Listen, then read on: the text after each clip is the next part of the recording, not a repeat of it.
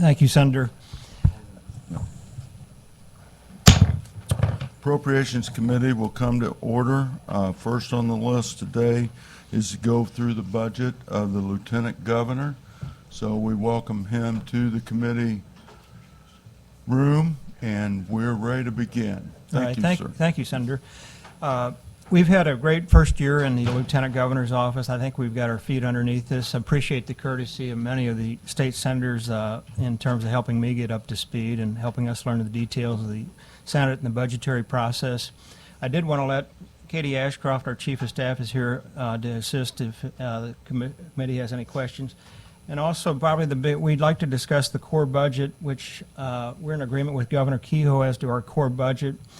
However, I also oversee the Missouri Arts Council and Humanities, and today I have with me Executive Director Michael Donovan of the Missouri Arts Council and the Humanities Executive Director Ashley Beard-Fosnow, because in the governor's recommendation, there have been several $1 million in proposed cuts to both the Missouri Arts Council and Humanities. I think both Mr. Donovan and Ms.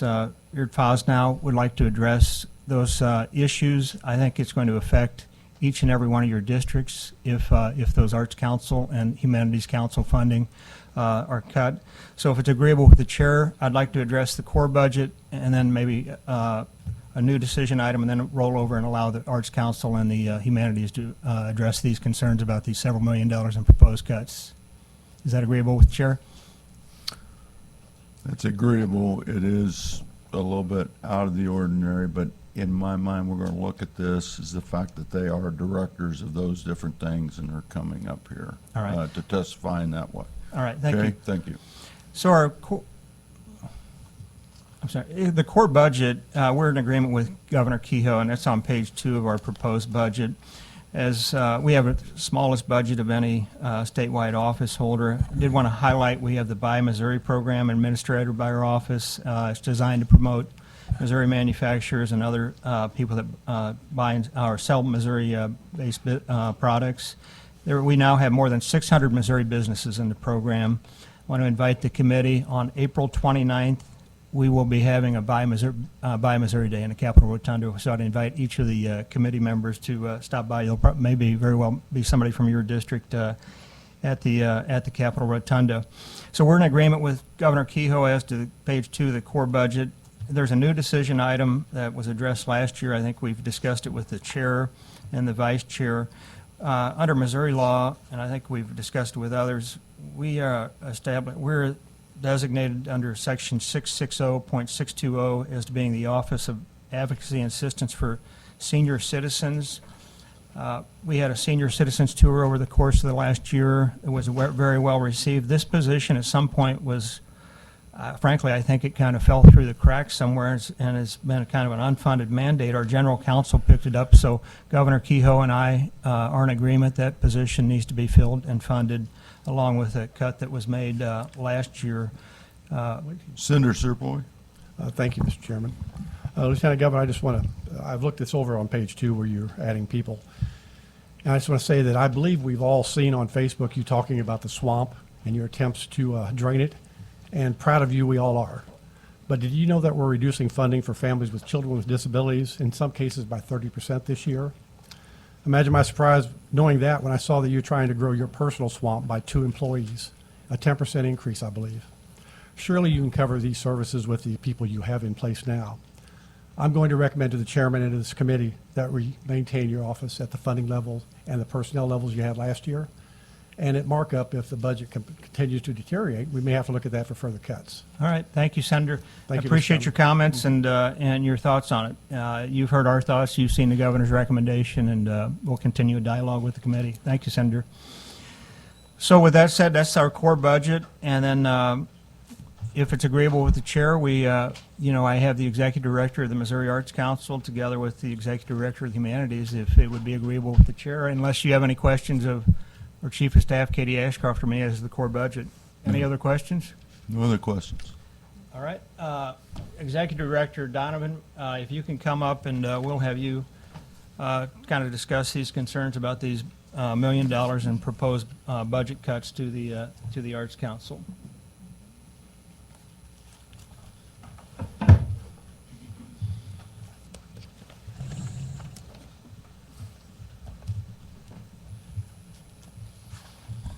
Director, so the committee knows, make sure that you start us out on the page that you want us to be looking at within the budget. Okay, so people can identify that. Do we need to go through the?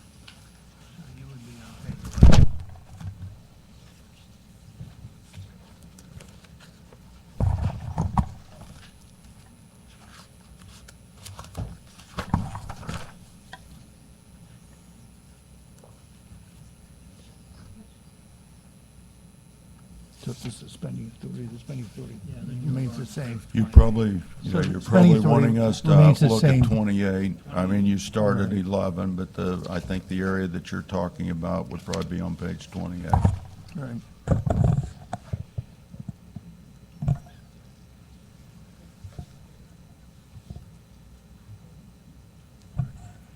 So the transfer cut has cut almost 40% from what our core budget was. And we had only reached that core budget in 23, 24. Before that, we were at 4.8 million for 9 years. Okay, I'm sorry. So the governor's recommendation for the 6.393, almost 6.4 million, represents almost a 40% reduction from our previous core, which was 10.1. We have only been at that level for a few years. But before that, we were at flat for 9 years. At 4.8 was our core then. And this year, for the first time, we were able to reach all 163 legislative districts in the state, ensuring that each of the communities that we serve are benefiting from driving tourism to them, where we've learned that the arts tourists stay longer and spend more, the higher return on arts education, enhancing workforce skills, attracting businesses and jobs, and benefiting health outcomes, especially with seniors and veterans. And we've been doing this since 1965, supporting the state with the arts. We do almost 500 grants a year, and we spend 90% of our budget that goes back into the communities. That's what our grant budget is. So any reductions we have are going to necessarily come out of those investments in the communities.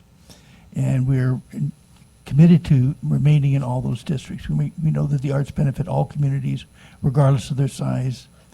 And our impact in the state, $1.7 billion, is a direct economic impact of the nonprofit arts and culture. 18,000 jobs and 4.2 million adults and children benefit by participating in the arts in the state. The reduction is significant and would have a huge effect. I think the reasoning for this has come from the assumption that when the Chiefs move to Kansas, that they will reduce the non-residents athletes and entertainments tax, which currently gets about $40 million. I'm going to ask you to repeat that again. So I think the governor's assumption was that this reduction came from the assumption that the athletes and entertainers tax would be reduced when the Chiefs moved to Kansas, but that wouldn't be for 5 years. Currently, that non-resident athletes and entertainers tax gets about $40 million. The statute suggests that we would get 60% of that, which would be $24 million, which we've never received. We currently get about $10 million of that. So that's what the impact would be, but we think this is a unusually disproportionate reduction and an early reduction based on when those revenues would be ending. And so this request isn't about expanding government. This is a low-cost, high-return investment in communities and education in the state, and that's why we're hoping that you can restore as much as possible. Any questions? Yes, Senator Nuremberg. Thank you. I agree with you. Disproportionate reduction. Obviously, we've never fully appropriated that 60% of the athletes and entertainers tax.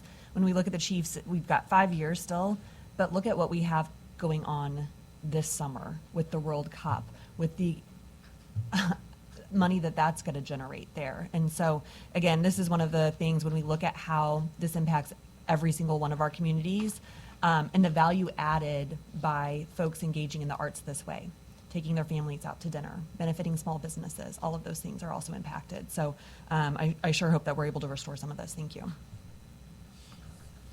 Senator Nur, Senator, if I could add, that was a very good point, because we're going to have a lot of global tourists coming in, and they're going to be looking for things to do, both in the, in surrounding areas throughout Missouri. So I think that's a very good point, so thank you. Senator Nuremberg brought up a point, and my thought would be I'm going to ask you the question, not expecting you probably to be able to answer it, but this question coming out then will be something that can be shared with other people that probably can answer this. And I probably, as most of you know, never know what I'm talking about. But my thought would be when FIFA participates in Kansas City with the things that I've learned and the control that organization has around the income, including what they own blocks of rooms in a hotel and then they those out. I'm getting to the point FIFA itself will not provide any entertainers tax more than likely in our state inside Arrowhead. I don't know the answer to that. We'll look into that and find out and respond. I would be shocked, and I'm sure DOR has got somebody monitoring this, but I would imagine I will end up with the correct answer in that and probably be proved wrong. We may end up with hundreds of millions from that event. But my thought would be, at least on the entertainers side, that we wouldn't, and I know that wasn't what you stated, but Senator Nuremberg hopefully is texting right now to find out whether I'm right or wrong. Okay. But even without those visitors, the people that we normally have coming for the athletes and entertainers has sustained the $40 million for a few years, and there's no reason to expect that would change Well, until we do have the loss of the certainly Chiefs. I've had people show up and tell me that the idea of Arrowhead Stadium, it may not have that name, or GIA, I probably can't pronounce that right. I'm not, Could you repeat it? Yes, but so I pronounce it right, because we know I have trouble with that. Is it GIA? G-E-H-A. Oh, you just say the letters.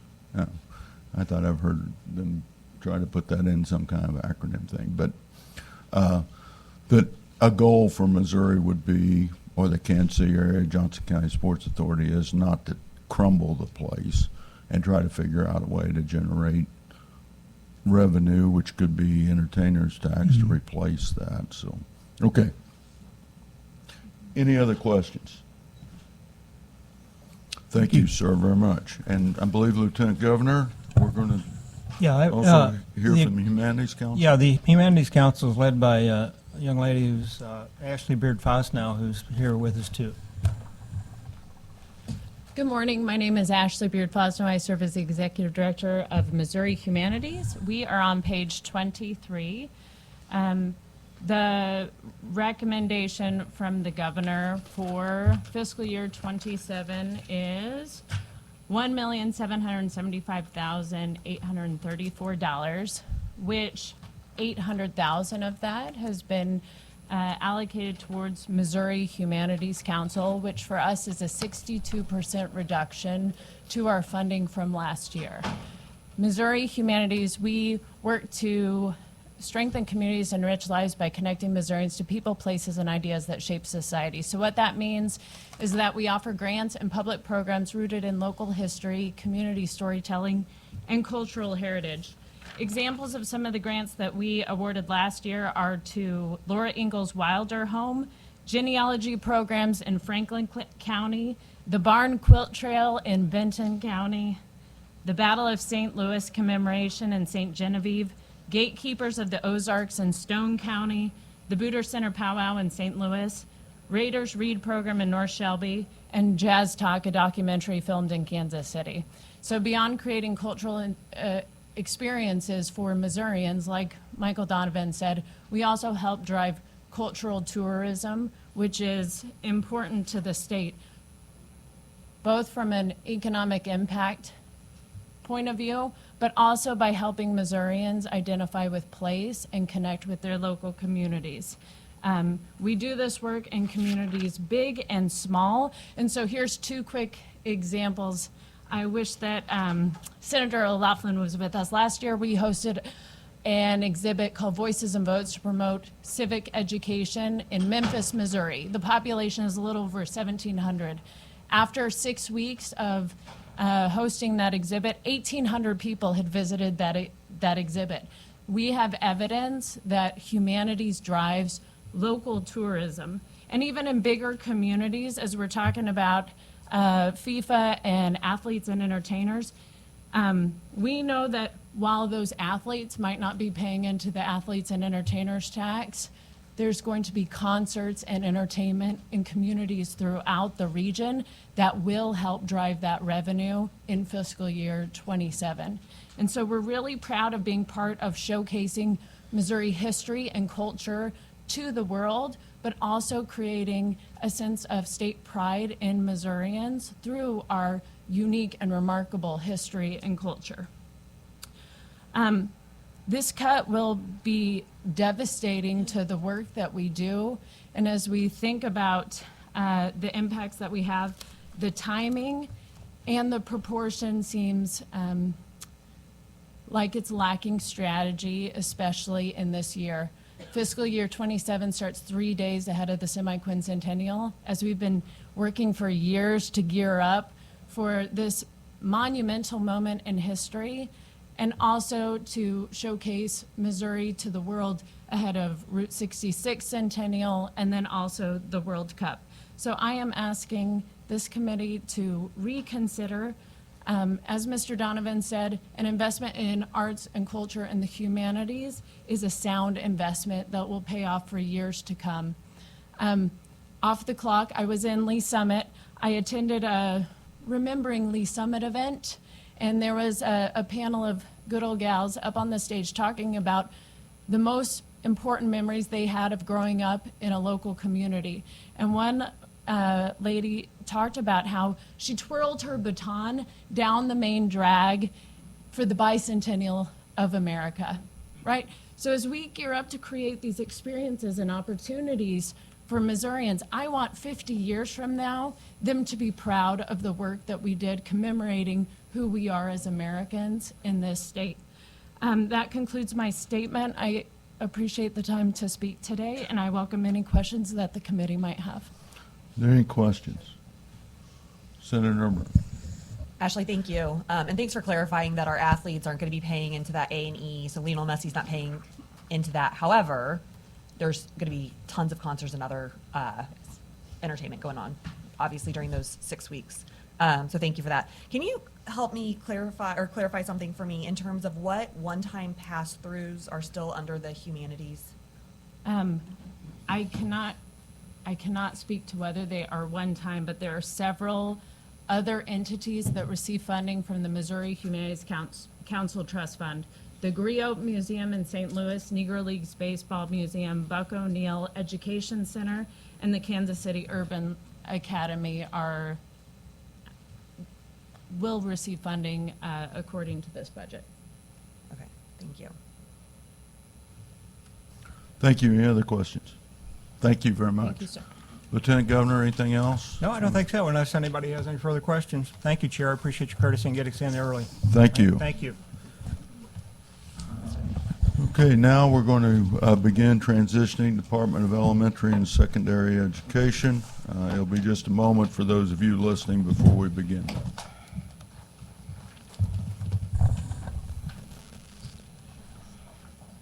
I wish I could do this. I'll be moving, so.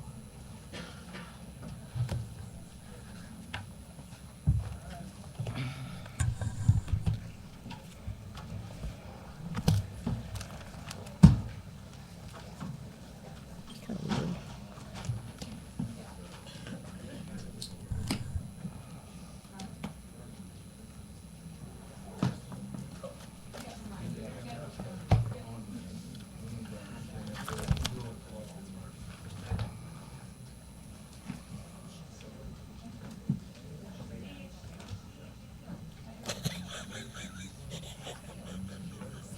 Don't.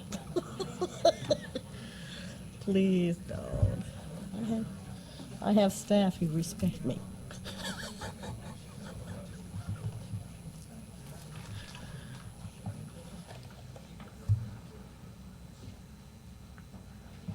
Are you okay?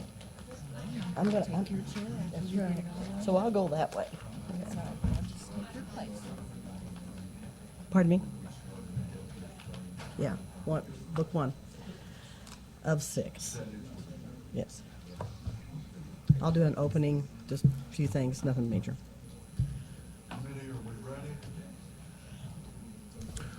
Okay, thank you for being here this morning, Director, and I think we're beginning.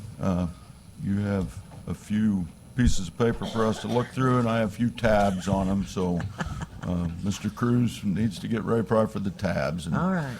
there's good ag teacher to ag teacher. It'll just be good things to discuss. Good things, good things. Nobody else in this group knows that part. Please begin. Okay. All right, well, good morning. Good morning, and thank you for the opportunity to come before this committee. Thank you, Chairman Black and the Appropriations Committee. You know, I've had the opportunity to work with all of you. I was going to say a few of you, but I'm looking around thinking, yeah, it's pretty much all of you. And it's a great pleasure that I get to sit before you as your Commissioner of Education. I'm just going to give you just a few things that I think are important in this budget that I would like for your consideration. Obviously, fully funding the formula is a kind of a big deal for us, and it's been something that we've been able to do for the state for several years. I'm very proud of that. There has been an ask on the formula that's more than what it was last year, and even though that was record funding, which of course we all are very, very, very grateful, the additional dollars on that, and Kyle Cruz, our Deputy of Finance, will tell you and show you that the additional ask on that are things that actually are a result of legislation. Paying on enrollment instead of paying on ADA. Some things that have to do with the Special Needs Fund. He'll just go through those, but I'm just saying it wasn't anything that the formula itself, the core drove. It was other things that caused that cost. And of course, we're going to give you the figure as to what everything is as if it was fully funded. Also, transportation. Obviously, you guys know how vital it is to fund transportation. If you don't fund transportation, then you're going to end up pulling it out of the classroom. That's what happens. You still have to pay the bill. We've got about a 3%, or I get that wrong. Is it 3% increase on transportation? I believe it is. Mainly just because of expenses go up, but that's it. Another piece that we have, kind of a big ask in there, and we're getting lots of support for, is in the area of child care. When I sat before this committee last year, I believe at this time, you saw bruises and scratches, and it was horrible because we were going through all kinds of war with this payment system. Do you remember we couldn't get people paid? Well, we have corrected that. Not only have we corrected that, we've been doing really, really good, which means that we started off, when I first came in as your commissioner, of serving about 24,000 kids. Now we're almost up to 27. So 3,000 more kids are getting opportunities for those services. But that also means that we'll have to create a wait list starting in March to stay within our budget. But we're in such a good place. And the opportunity to pay on authorization and enrollment is really truly has an impact on the business model of those child care centers. It is a big bump. There's been a bit of a delay. I think there was an expectation that we're going to be able to pay on enrollment probably like in January of this year, but we're going to push it off just a little bit. And the reason, really and truly, is because, as I mentioned on the very front end, I don't want to go back to where we were. The calculator didn't work, the software wasn't, and I just really and truly believe that it's of best interest to just pause just a minute and make sure that everything's good. Probably one of the worst experiences in my professional life, I can tell you, so I don't want to repeat that. Second thing, we also have a couple of initiatives that are in there that the governor did not fund, but I believe are essential for us to be able to move the state forward. One of them is a piece of legislation that we received on creating the grade level equivalency, the GLE, which tells you that the kids are in or grade level. The kids are in grade level. So instead of getting those advanced, proficient, basic, below basic, it puts in one more level that actually tells parents and it tells the teacher they are on grade level. So that way it's the idea that we always want to be transparent. We want our parents to understand what's going on with their children. This grade level piece really will help. But you got to have some money to develop that work.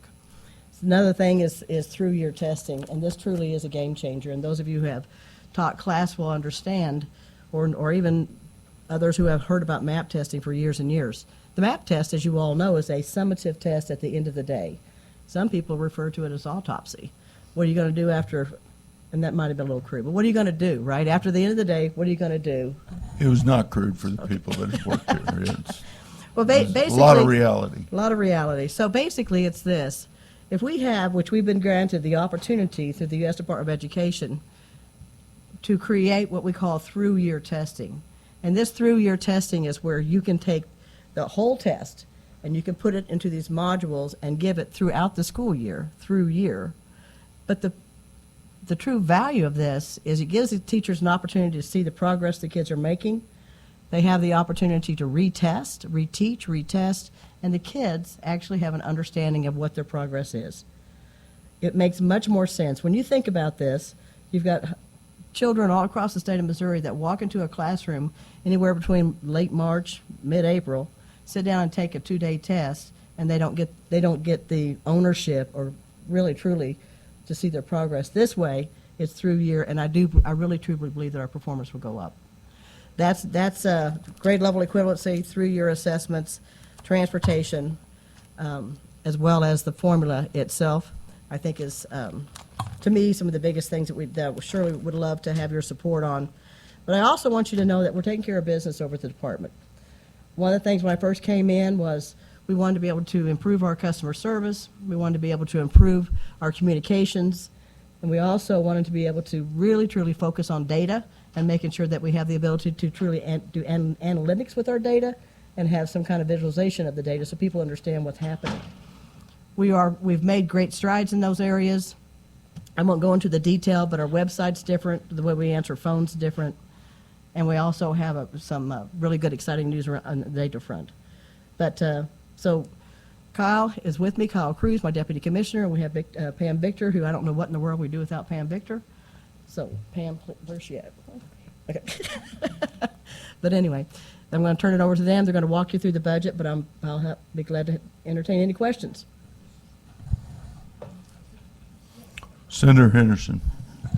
First of all, that's not crude when you call it an autopsy, 'cause I've been calling it that for years, and it's, you know how I much think I heard it from you. you know how much I don't like the MAP test, because you give it at the end of the year and the kids go to the next class, and it doesn't help the teacher in the classroom whatsoever to try to drive instruction. The other thing I was going to bring up, you said, I think parents want to know what's grade level. You know, it's great if they say, my kid was advanced. That's good. They're proud. But what does it really, most parents don't truly, they're smart. I'm not saying that. They just don't truly understand what it means. Most parents want to know, can my kid read on grade level? Can they do math on grade level, is my opinion at least of it. And the third thing is the transportation piece, I think, is important. This has nothing to do with you, so I don't even want you to answer this, but there's a bill out there on open enrollment. And if you're going to do that without the transportation piece, that really gets to be pretty tough. So I just thank you for bringing those up. Absolutely.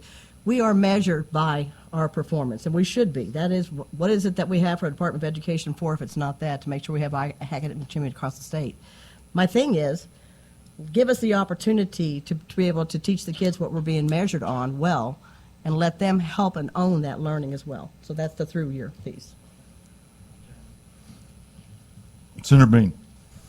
Commissioner, glad to have you here today, and I just want to say appreciate the job you're doing. I know when you came down to my district, toured the school, I mean, you know, you can really see the passion that you have in making it for, you know, about kids, and I greatly appreciate that. Do miss you in the Senate, even though you got me gavelled, and I won't forget about that. But anyway, great to have you. That was your fault. That was your fault. Senator Nuremberg. Commissioner, thank you, and I echo the sentiments of my colleagues. I really do appreciate all of your work and advocacy for public education across our state, and thanks for getting out to all the areas. I really do appreciate it. A couple things that you mentioned that I just want to follow up on. In terms of, we've had obviously robust conversations on subsidy payments. Yes. And I understand the concern of moving too quickly and the software not getting checks out and all of those things. However, can you give us a little bit of an indication as to where you are as in terms of certainty that you're going to be able to start doing this in January of, you're talking January of 27 now, that you're going to be able to start paying at the beginning of the month? No? I'm sorry, March, May. May. So I said it wrong. May I am of sorry. 2026, Yes. you anticipate that you're We- going to be we able were- to start getting those checks out at the beginning of the month, and you're going to be paying on enrollment. Mm-hmm. Correct. Okay. Let me help you with why. So we have a beta group, I think it's a term, beta group, that is using some of this work and kind of giving us an estimate as to is it working, and then also the number of days and the amount of time. So if we don't have a good estimate of what because there is additional dollars that's associated with paying on enrollment. It'll cost about 17%, or somebody's going to correct me, 17% or so more, we don't know for sure. But what we're trying to figure out exactly what is that bump. Is it 17? Is it 25? We have a group that's testing and giving us some advanced numbers, but we just need to have them do that a little bit longer to make sure that we hit the right point. But then also, there is absolutely no way that industry can survive what happened before. And I'm going to tell you, I'm going to do everything I can to make sure that never happens again. Good. No, I'm glad to hear that. Tell me, in terms of childcare subsidies, do we expect to have a wait list? Yes, we'll start a wait list this year in March, and as I said, I think we estimated around 26,000 we're going to be able to serve, which was a pretty good increase this budget year, but we end up closer to 27. And But the wait you're list is in March. A wait list is going to start next month? And yes, and we have been in constant communication with our providers, website, talked with everybody in the world who wants to hear about it. We've been telling them 10 times. But yes, we will have a wait list starting in March. But remember that just as soon as this budget year is over, that wait list is gone. We work through it much faster because we have a new budget year. Okay. So we have a budget amount. We've exceeded the number of kids we're serving, so we have to do something to stay within our budget for the last part of this. Yeah. And again, when we talk about childcare, it is absolutely workforce and the ripple effects of all of that. Yes. It's always really hard to hear that because, again, of how much that's going to impact the workforce, quite frankly, and Absolutely. people not being able to get. Okay, I'm going to move on from that one. Let's go back to the foundation formula and the underfunding of the formula now by $190 million. Are we anticipating? Let me just ask big picture. In terms of state adequacy target, what's the plan there? Do we anticipate at any point having to prorate the SAT? The state, Kyle could probably answer this much more eloquently, but I know that the state adequacy target is your dial down, dial up when you're trying to stay within your budget. So it could go down, but it depends upon of course, the amount of budget. But if you want to say anything more to that. Sure, I could weigh in. The state adequacy target is basically the driver of the formula, and it's the amount of money that is essentially supposed to be behind each kid through a combination of local effort and state aid to make up the difference in districts that don't have enough local effort to really cover that cost. So we're scheduled to be at 71.45 this year, and the formula started in 2005 at 61.17. So the increase has been about a 10% increase in the state adequacy target over the past 20 years. Our estimate right now is that if we are funded at the current level, that is for fiscal year 27, if the budget is again $4,282,000 and whatever the number is, then we would anticipate the state adequacy target having to be dialed down from 71.45 to somewhere in the 6,900 range.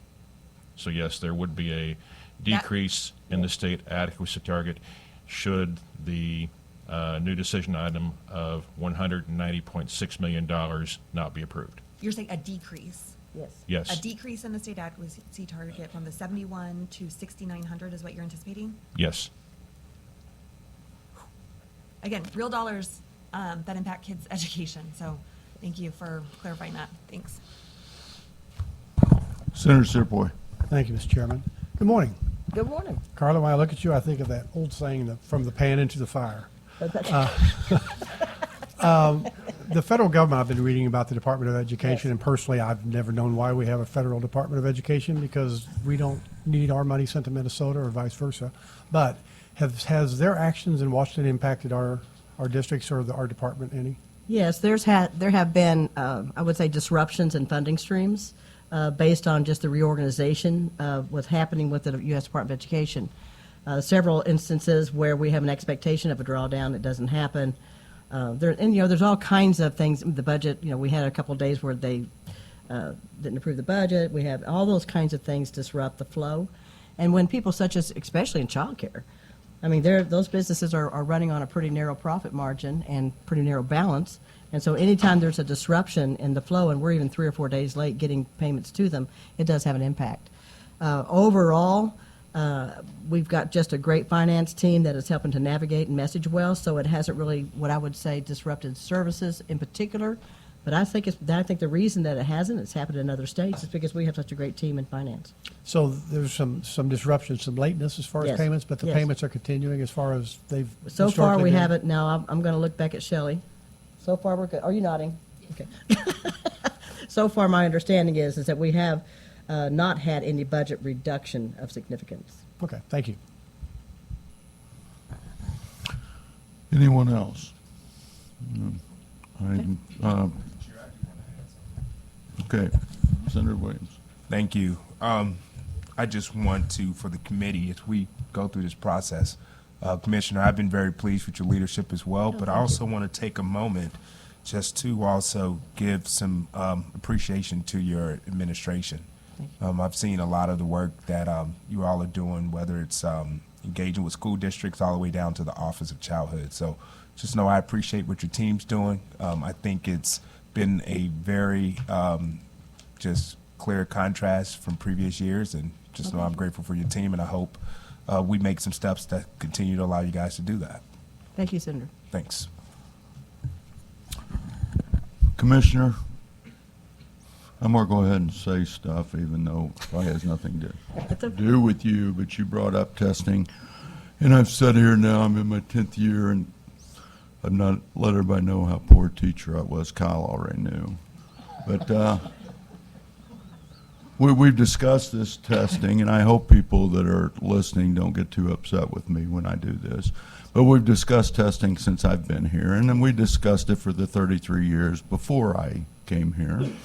And thank goodness in my part of the profession, I was not a high-stakes holder in that, but I had students fail when I was teaching econ, the standard that we had to do when we put in the, what are the 3 letters around those, Kyle? If you were an ag econ, you had to score so high on the test from last year, et cetera. And I just remember the smartest kid I had, he was never interested in doing those kind of testings, but he was probably the sharpest kid in the class and knew how to do it. But we walked in to take that test, and he said, "What the heck?" And in 7 minutes, he was gone, and I was the person proctoring that test. And I don't mean, you guys' intelligence level setting with me is very high. But there's not a one of you could score 30% on that test setting here, because you don't have the economic background to do the problem solving involved with it. It's just not possible for you to do that, I don't think. And I know that's a big statement, but I believe that. Well, this is on the testing, Senator Williams. The other thing that I made a mistake doing for 33 years, just like my jobs that I had, when I showed up in the morning, I knew what the expectations were, so I didn't fail at the end of the day by my employer to, you had to do this, Rusty, you had to do this, you had to do this, you had to do this. I am getting to the end. You know it takes me a while. But the other thing that I did, writing curriculum, because I didn't have AI at that part, although people thought all I had was artificial intelligence, that Rusty has no real intelligence. But I always was taught by people, and I thought it was common sense, if I'm going to teach this subject, the first thing that I did in every one of my lessons was write the what. I wrote the test, because all of my objectives and everything that I worked at was supposed to do that. I had a couple of those college professors, one in biochem, and I sat there for about 5 lessons, and not one thing we did there in that classroom was on that test, okay? I thought that was unfair, especially for an unintelligent young man like me. So when I was preparing my lessons, whether it's animal science, whether it was an FFA thing, agronomy, soil, shop, I thought I needed to know what it was, so I wrote the test, and this is going to be the punchline. Guess what I did all the time I was teaching for 33 years? I taught to the, Test. thank you. Please begin. Okay, I'm going to get out of the way. So I'm finished with my comments. I'm going to bring Pam Victor up. Or would you want to comment from me regarding your statement? Remember, if you comment, it might lower what people think of You know your what? brain It power. makes me think of something, Senator. I know this is a live mic, but I'm going to be just a little dangerous. Think about this, the NASB. If we taught to the NASB, right? Then oh, I'm sorry. Thank you. He's going NAEP. You know what I mean? Not to the National School Board Association, to NAEP. If we taught to the NAEP, we have a report card, right? Tells everybody how well we're doing across the state, and the assessment piece that they use is the NAEP. So, but we teach to the MAP. We teach to Missouri standards. So teaching to the test. I'm just going to leave it there. So, okay. That's it.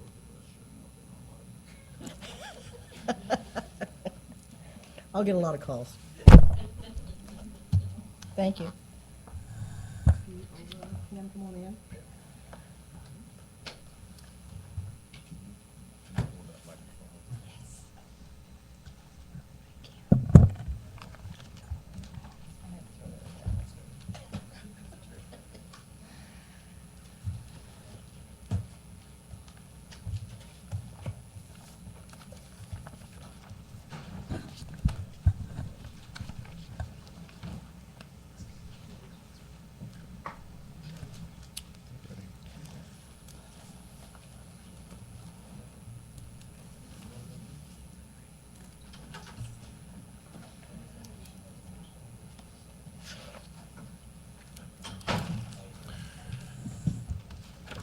Mr. Chair, are you ready for us to proceed?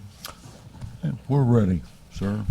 Good morning. First, I am Kyle Cruz. I'm Deputy Commissioner for Financial and Administrative Services for DESE, and I very much appreciate the committee's time this morning as we go through the DESE budget request for fiscal year 27. I'm joined by Pam Victor, our Chief Budget Officer, and with your permission, we will go ahead and start walking through the 6 budget books. Pam will call out the items and give descriptions, and I will add context and commentary as we go along. And of course, we'll be glad to field any questions you may have through this presentation. So, Pam? Thank you. Good morning. As the commissioner mentioned, data is very important to us. So we have tried in this budget book to put together what we call docklets, and those are one-page glimpses of what the program does, what impact it has, what good it does for students, etc. So as we go through here, I'll be calling attention to those as well. Our first core is on page 9 in book 1. This is the core for the financial and administrative services, the DESE operations. Governor recommendation for $6.3 million and 79 FTE. This is the individuals that pay out the state aid, do school finance, school foods, and the internal operations of the department. Page 16 is the core for summer EBT. Governor recommendation for $379,000 and 2 FTE. This is to provide the $40 per eligible child during the summer months for grocery buying for low-income families. The actual distribution of that $40 is through Department of Social Services and through their budget. Our piece of it is some eligibility piece. This past summer, we served 475,254 kids, and they received $57 million in benefits. Page 22 is the core for the foundation formula. Governor recommendation for $4,269.8 million. I need to call your attention to some of the core changes that were made, and those are on page 26. So every year there are some funding switches that go on within the foundation formula to use up fund balances that may be occurring in the outstanding school trust fund or classroom trust fund, or in this case, there's an unclaimed lottery prize one. So some of these core changes you see here on this page are also new decision items on the following pages. It results in the governor's core budget funding being equal to what the department had requested.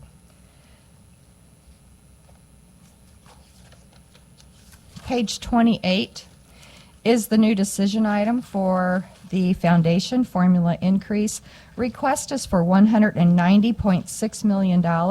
Our first docklet that we're going to use this morning is on page 31, and Dr. Cruz will talk through the changes on these pieces of the foundation formula. Okay, regarding the formula, I know it's a topic of significant interest, so I wanted the committee to have, to be familiarized with how the calculations proceed in our office. If you look at page 31, on the right side, top of the column, you'll notice that for fiscal year 27, the state adequacy target is $7,145. The way we do our calculations is we take the fiscal year 26 formula call without special payments, and that's a starting point. And I need to take a moment to explain that it's helpful to think about the formula as three different components that all get put together. You have the original portion of the formula, which dates back to 2005, and I think of it as the engine of the formula. That's where the calculations really begin and start.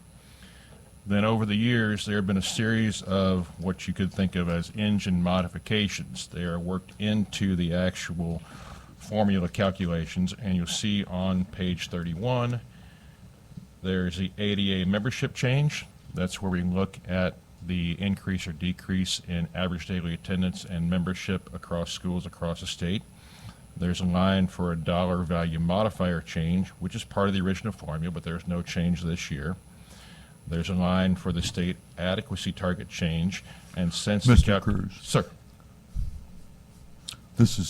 You're doing a good job teaching, but dollar value modifier, Senator Beck provided some information and an amendment to a bill that would ask us on our income taxes to include what school district we lived in so we could do something. So if I could have you stop for just a minute and help make sure the committee and maybe people listening explain to them the dollar value modifier and where those dollars come from. Because my understanding from serving on the task force, that information is not as available and as accurate. As a matter of fact, you correct me if I'm wrong, it's almost obsolete. Like it's not dollars that number that we have been using is no longer truly there, is what has been explained to me.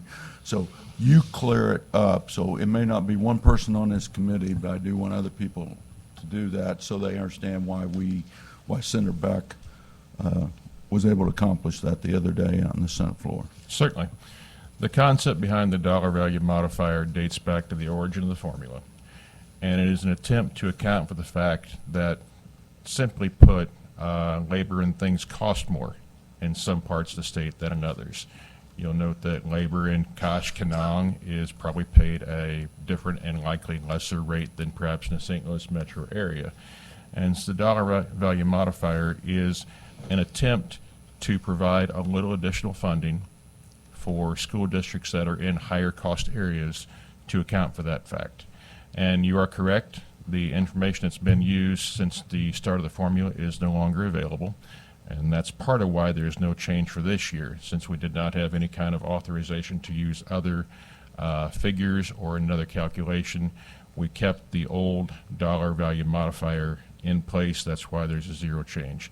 Does that answer your question, or would you like me to proceed further?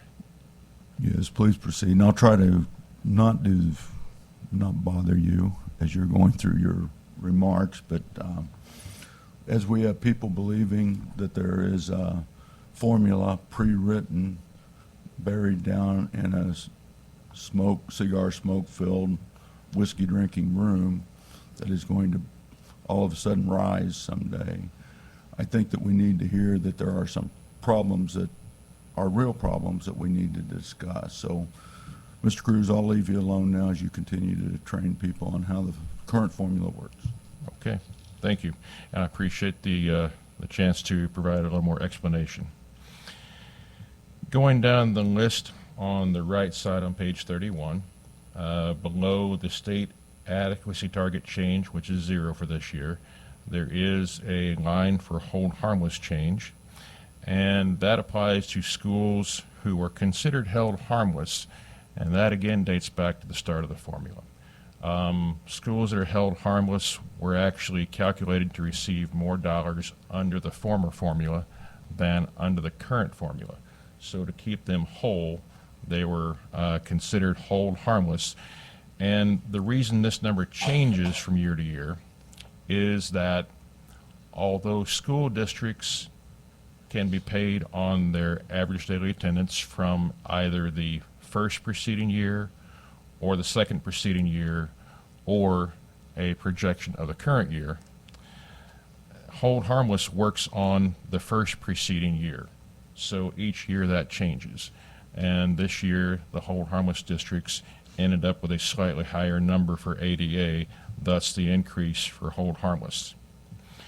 If you look at local effort change, some districts have had a slight increase in the local effort that is calculated through the formula, and that can be through a variety of factors, some kind of change in their assessed valuation or something else along the line of fines that changed.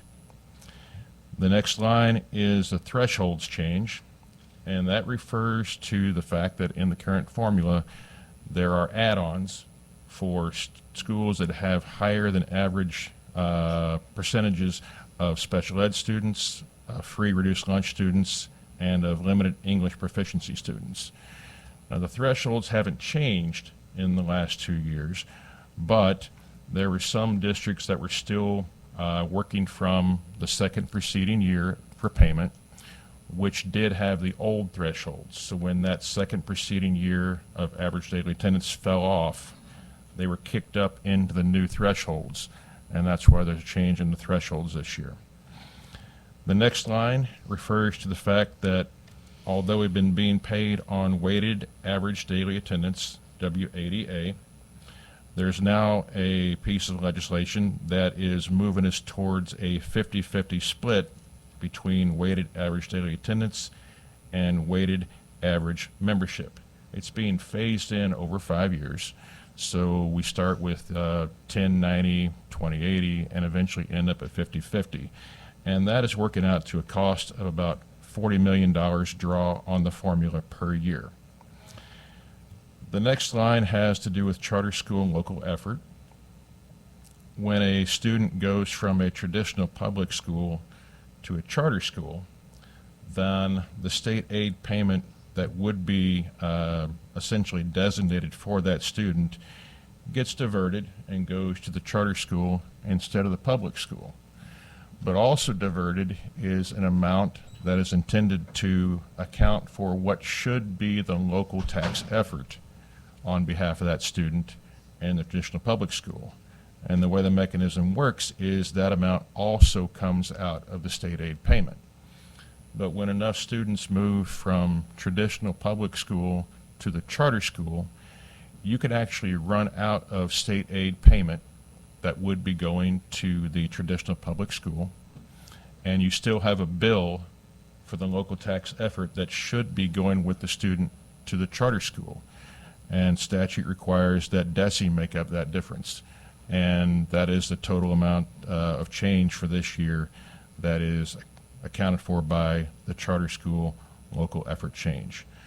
So we started with the fiscal year 26 formula call of $4.2 billion and change. With those changes in the machinery, the engine of the formula, we've arrived at the middle of page 31, where it says total of formula fiscal year 26 call plus changes of $4.267 billion. And now we come to the third component of the formula, which I referred to as the add-ons, the special payments. And these are payments that are mostly not tied directly to the state adequacy target, but they are required to be accounted for in the formula call. There's a 169-day incentive, and that is put in place to encourage school districts to maintain a 5-day school week with at least 169 days. And if they accomplish that, there's a 1% kicker added onto their state aid payment. I apologize for the casual term, but I think us ag teachers understand that. And that will actually move to a 2% bonus or kicker here in another year or so. There's actually a kindergarten payment that goes to about 4 districts, and that dates back to the 1970s when kindergarten was made mandatory. Then there are a number of things, such as when there was a reduction in fines going to districts, a special payment was added to make up that. There was a change to the financial institution tax, and that tax being reduced ended up being made up for with a special payment. There's a line for a virtual host school, and that is a pretty significant increase over prior years, and that refers to the MOCAP virtual education program. And essentially, there are a number of school districts around the state who have enlisted to be MOCAP host schools. And what they do generally is they either develop courses on their own, or they contract with an online vendor to provide virtual education for students across the state. And that number's been increasing. It was at 4,000 and then 6,000 and then about 9,000. I believe the last number was over 12,000 full-time students, as well as an additional, I think, around 4,000 students that are taking a course or two. And so when a virtual host school receives a student, they receive a payment of the state adequacy target. So the increase in the numbers of students going into this virtual MOCAP education program has been an increasing cost. There is a line for Mo Scholars payment, and that has to do with the program operated by the state treasurer, where tax credits can be essentially used as vouchers for students to go to schools. And this special payment is because DESE is required to make whole the traditional or charter school the student is leaving, at least for one more year. That does have a sunset clause. There's a piece where recovery high schools are just beginning. And then there's also a small residential care facility adjustment related to students who are placed in some kind of a special care. So when you look at the total of the fiscal year 26 call plus the changes of $4.267 billion, look at the total of special payments, about $205 million, and then there's an ITSD maintenance number of $500,000 that gets added on to cover DESE payments to ITSD for technical services. You'll see at the bottom of page 31, the third line up, total funding required to cover the entire call of the formula with the original formula, the modifications, and the special payments. The total call is $4.473 billion, and our fiscal year 26 appropriation is $4.282 billion, which results in our additional amount needed, our NDI of $190.6 million to make the formula fully funded. I hope that was about a year's worth of school finance at the grad level in about 4.5 minutes. So I appreciate your attention, and I'd be glad to answer any questions. Senator Henderson. Just briefly, those virtual schools, did a lot of that start happening around COVID? We saw more kids going to virtual, and has a lot of that increase, that bump, I think, I'm asking, happened about that time, and then I'm hearing from some of the schools that it's continued to, a lot of kids have gone to that route, but is that what you all have seen? The actual bill, House Bill 1552, which had the greatest impact, was in 2022.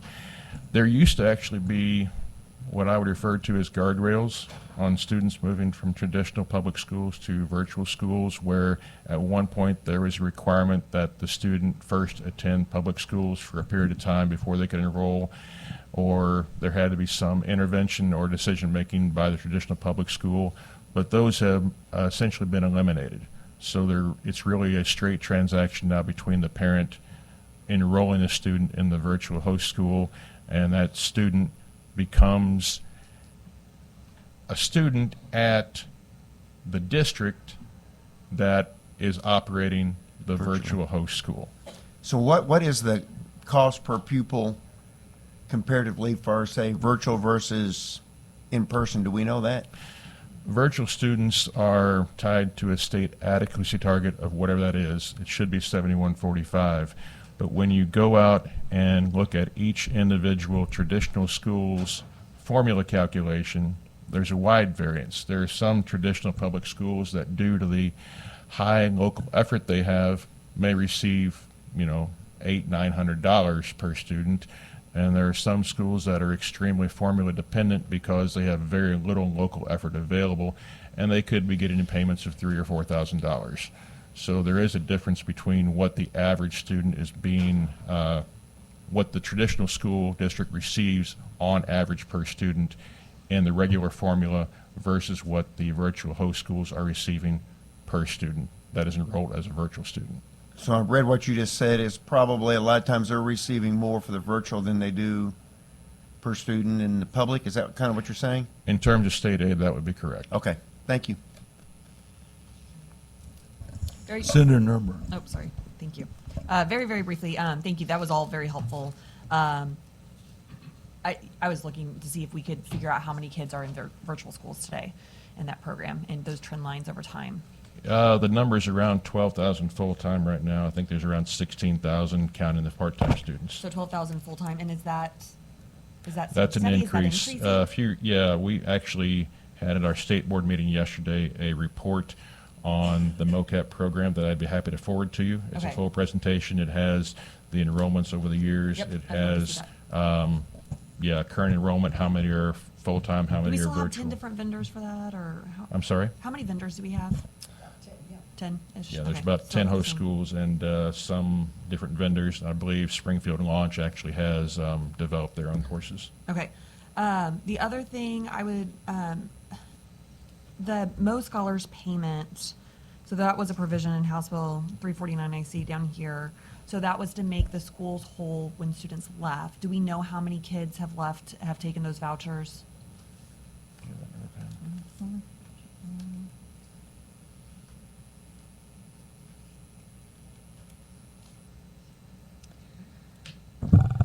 In '24, we had about 467, '25, 763, '26, we're projecting 1,200, '27. Now that we're, say that the last one, 1,200 for 26? Yes, '26, and projecting 4,500 for '27. Now that we're doing general revenue straight to vouchers? Yes. The number has gone up? Yes. Okay. Okay. Keeping my comments brief. Mr. Chair, you're welcome. Thank you. When you supplied those numbers to us, Ms. Victor, Yes. are those accruing numbers, or that is the total? I'm taking it from you like the estimate 4,500 would be the total, or is that an additional 4,500? It's total. It is the total. That I would think in my mind that that's what those numbers had to represent. So, whichever one of you is All right, next. I believe let's we're go. ready to go on to page 33. This is the first foundation formula new decision item that is reflective of one of the foundation formula core changes that we talked about just a minute ago. And this is the county foreign insurance NDI recommended by the governor for $7.2 million due to an increase in the revenue in county foreign insurance.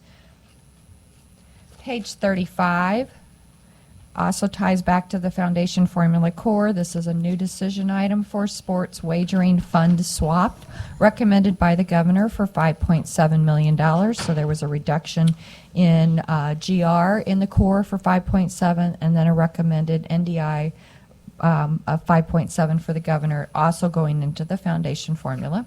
Okay, yeah, don't flip. You could tell I was getting ready, right? I watched TV late at night, and I saw the commercials around the benefits that this was going to provide to us. And at this point, 5.7 doesn't seem to me like it was the benefit that was advertised. And I'm not trying to hurt anybody's feelings if anybody's listening, but it doesn't seem like that amount. So my question is, as I did my precursor, have somebody in government, probably not the Department of Elementary and Secondary Education, but started providing some projections on this fund? Or would your projection, and I know I can't use WAG in here, but I just did. Do you see that you'll probably stay around this dollar amount for a little while longer? What's our guess? I think it's a guess, right? Yeah, I appreciate the agriculture teacher terminology there, the WAG. What I can tell you is that in the current fiscal year 26 budget, I believe there was about $1 million in change that was appropriated and expected from sports wagering. And it looks like for fiscal year 27, they're looking at $5.7 million. My recollection from hearing the advertisements about the sports wagering was an estimate around $10 million per year. I have really no ability to tell you if that is going to be on target or not. Okay. In North Missouri, it was 20 million per year is what we were getting told. Okay. Working from memory. Well, those commercials might be different things for different places, too. Okay, 5.7 is projection from DORs provided to the department, and probably those are the people that may provide me more information about this. Yes. Okay, thank you. Page 37 is the new decision item for open enrollment, recommended by the governor for $7.5 million. This funding would be used to make payments equal to the SAT for districts receiving students under open enrollment. This amount would pay for approximately 1,049 students if the SAT is 7145. Our best understanding of this item is that it would be an incentive for students, for districts to accept students should open enrollment legislation come to pass. And to my knowledge, there is no specified mechanism for determining which students or how that would be organized. So I assume there would have to be some rulemaking that would take place should this appropriation go through and should open enrollment legislation come to pass. I've learned a little bit more, and I think that you're going to tell me I can't answer that. It would be part of the rulemaking. But certainly where I live and represent, we have students that leave our, what we consider larger schools up there. Most people know I have one large school in my area. All of them, to most people, are considered small. But they leave from a district that are currently on the formula, and they move to a district that is hold harmless. This is where you're going to tell me I can't answer that. Would this money be available then for a hold harmless school to motivate a hold harmless school to try to advertise or whatever, to give away donuts or something to get those kids to come there? Given the limited information that I have at this time, I am unaware of anything that would prevent that. On open enrollment, I'm sorry if you already said this and I missed it, but one of the concerns that I've heard raised is that we don't have, or DESE doesn't have really the tool, the IT, to be able to get the formula payments out based on open enrollment. And I remember a few years ago, and maybe I'm wrong, okay, so correct anything that I say here, please. A couple of years ago, I remember there was a funding request to update the formula system because I remember at the time it was so antiquated, there was only a couple people who could really do it. Has that change been made? That has not changed. Actually, that's in this year's budget book as a NDI, I believe, right? Yeah, it's in House Bill 5 in OA's budget book as an NDI. How much is that? To reprogram. It's like 6 million, 6.3, something like that's what I recall. Okay. Uh-huh. So if we appropriate that money and you all are able to make that change, then you would be able to. Yeah, what's happening These right payments now out. is we did get enough funding to begin working out the scope of that project. And so the documentation's being done right now on what that project would take. And the goal would be to assemble a new formula calculation machinery programming that would be able to be far more flexible, could accommodate both the current formula and, should there be a new formula, be adaptable enough to accommodate a new formula. And just a comment, this is far overdue. For those of you who may or may not know much about computer programming, the current system we have was actually programmed in Virtual Basic, which is a bit Before I of was born? it's an Yeah. obsolete programming language. Actually, there's difficulty in finding people who are currently being trained in Virtual Basic, so it's harder to find people who have a full understanding and ability to update our system as we need to have happen on a yearly basis. Okay. So it's a very obsolete program at the moment. Okay, well, thanks for bringing our attention to it, that's an OA, and to take a look at that, because obviously that's something that needs to be done. But just looking forward, as we're facing obviously some tough fiscal times, one of my concerns is, as the budget gets tighter and when payments are going to go out and when those checks are going out and how quickly all of that can happen. And it's, you know, I remember talking with folks in FY 2010 and literally waiting till the money was in that account to be able to send out checks, and all those things are really going to put a strain, I think, on districts. So anything we can do in terms of making sure that that can be You are expedited. correct. It is still a process that currently requires significant manual intervention to make it all work. Okay, thank you. Page 39 is the core for the foundation transportation. Governor recommendation of $361.3 million. There was a one-time core reduction that you can see on page 41 of $15.2 million. So this core does lower the amount available for transportation below what we currently have available in fiscal year 26. Page 44 is a new decision item for transportation. Commissioner referenced this earlier. This is picking up the $15.2 million that we're losing and adding 3% for increased cost related to transportation, which comes to $32.3 million. This was not recommended by the governor. This would provide sufficient funding to maintain the 75% max reimbursement level to school districts to transport students that are living anywhere from 3.5 miles or more away from the school. Schools are allowed to transport kids that live between 1 to 3.5 miles away from the school. And we should note that things like field trips are not allowable cost. So this is just getting the kids to school and back so they can learn. Page 46 is the core for the foundation small schools program. This is for $30 million. This goes to those districts who have ADAs of 350 or less students in the preceding school year. Page 51 is the core for the school district trust fund. This is Prop C, $1.3 billion recommended by the governor for that 1 cent general sales tax. Page, Hold on.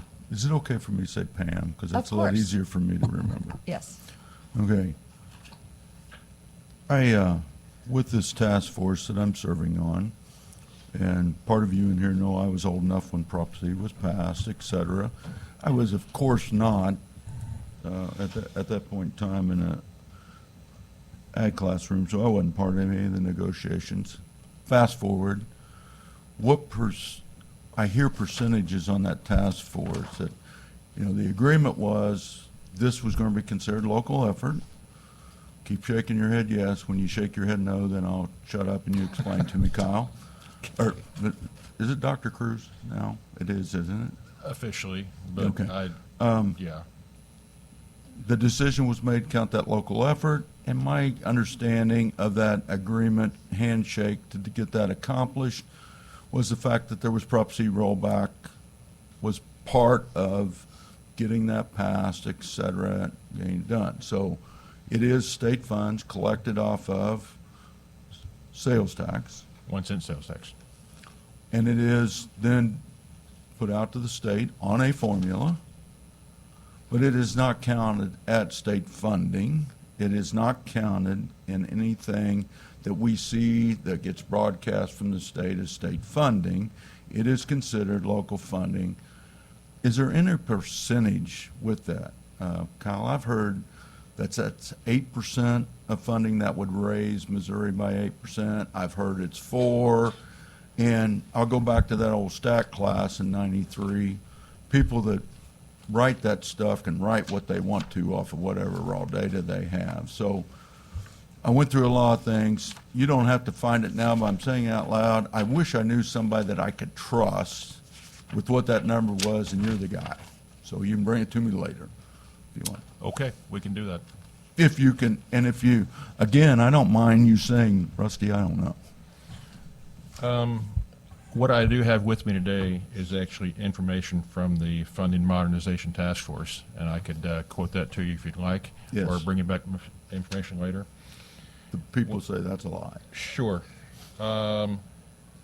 Okay, public school revenues in terms of state revenue. Missouri, I am showing 28.6% on average state revenue if Prop C is counted as local, and 36.4% is state revenue if Prop C is counted as state. So that's the information I have from the Funding Modernization Task Force. Okay. All right, that's the disputed information that And the I people did- that put that together are lying. Okay. We did get an update that, yes, Prop C 8% is close. And that come from, Dr. Montes, my predecessor, and the gentleman currently in charge of the Formula Modernization Task Force, who I gather is listening with great interest. yeah. And I'm not sure that people trust that it's not, but between the two of you, I don't think you're making stuff up. Thank you. Page 56 is the school district bond fund recommended for the governor for $492,000. This helps districts improve school buildings in the state by reducing the interest costs that they have to pay on their general obligation bonds. Page 61 is the core for the foundation career education recommended by the governor for $52 million. This is for career tech education programs around the state, supports 444 LEAs and 20 post-secondary programs. This is the general revenue used to match the federal Perkins dollars that we'll talk about in Book 3.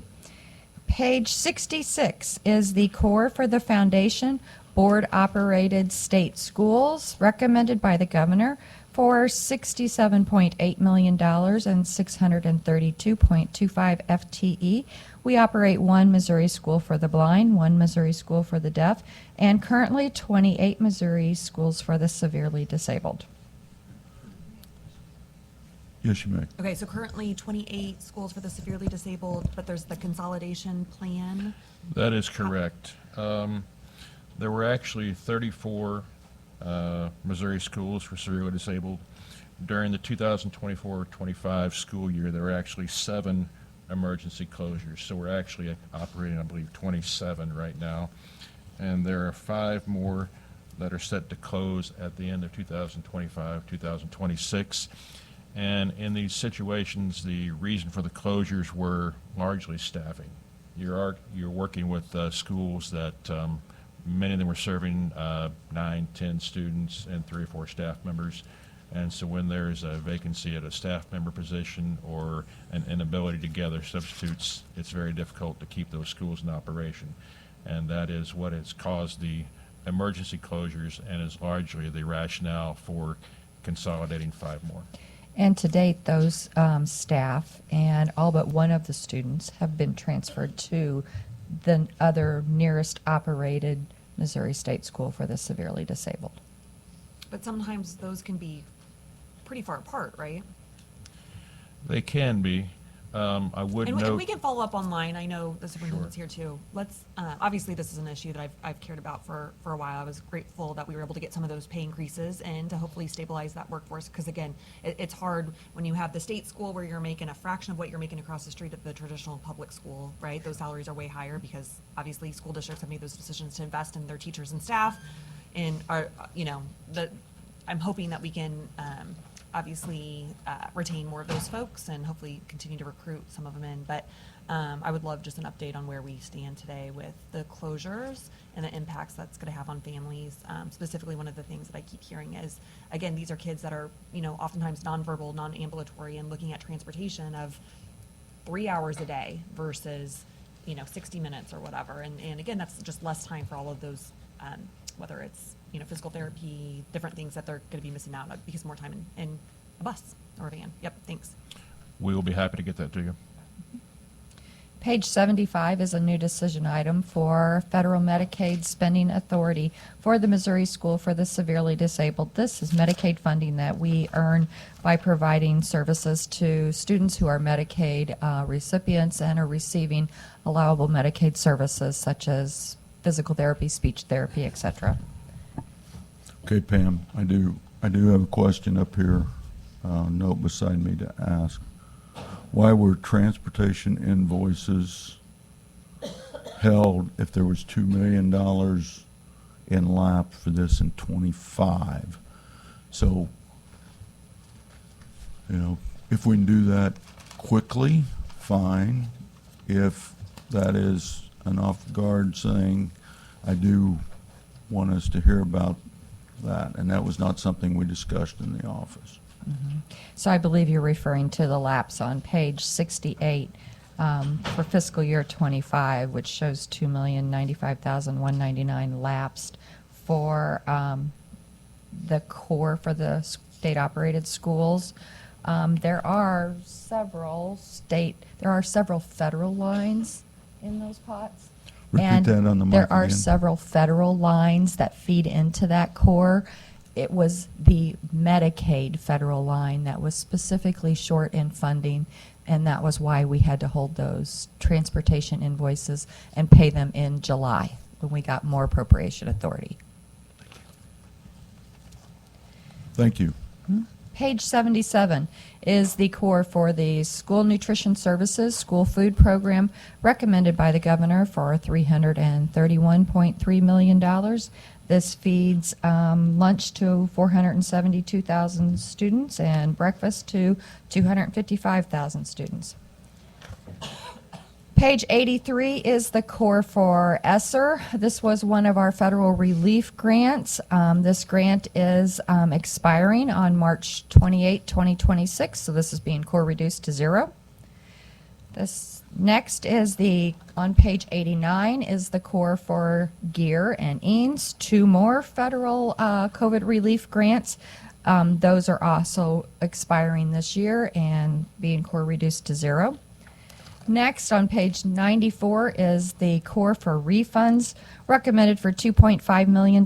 This includes funds from various federal relief grants. So if providers who have received federal funds then give them back to us, we have to send those relief dollars back to the feds, and this allows us to do that.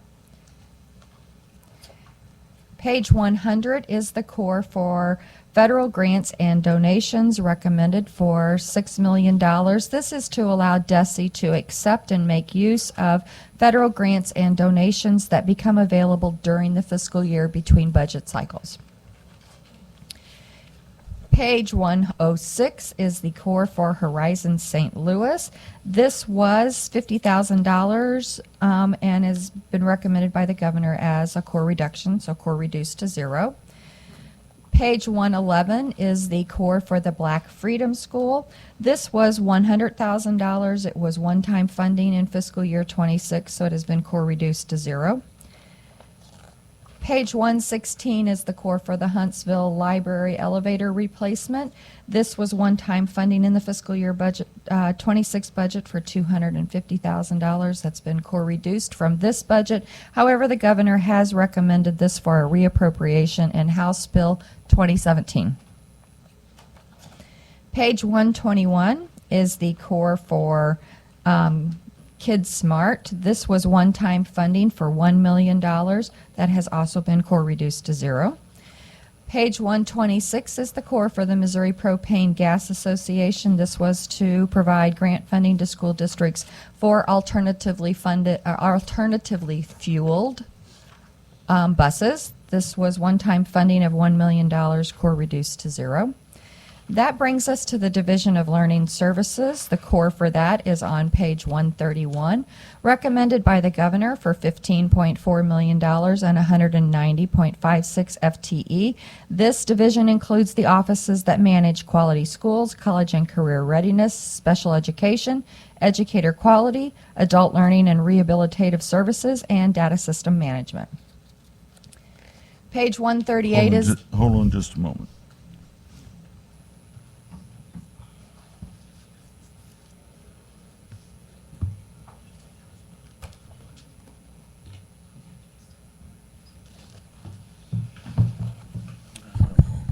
Okay. I apologize. Don't look at me like that. No worries. I was on a roll. Go. Go, okay. That's probably what I did. Subconsciously, I said I hear at this same speed I talk, and you were above that speed. Okay. I'll try to talk a little slower. No.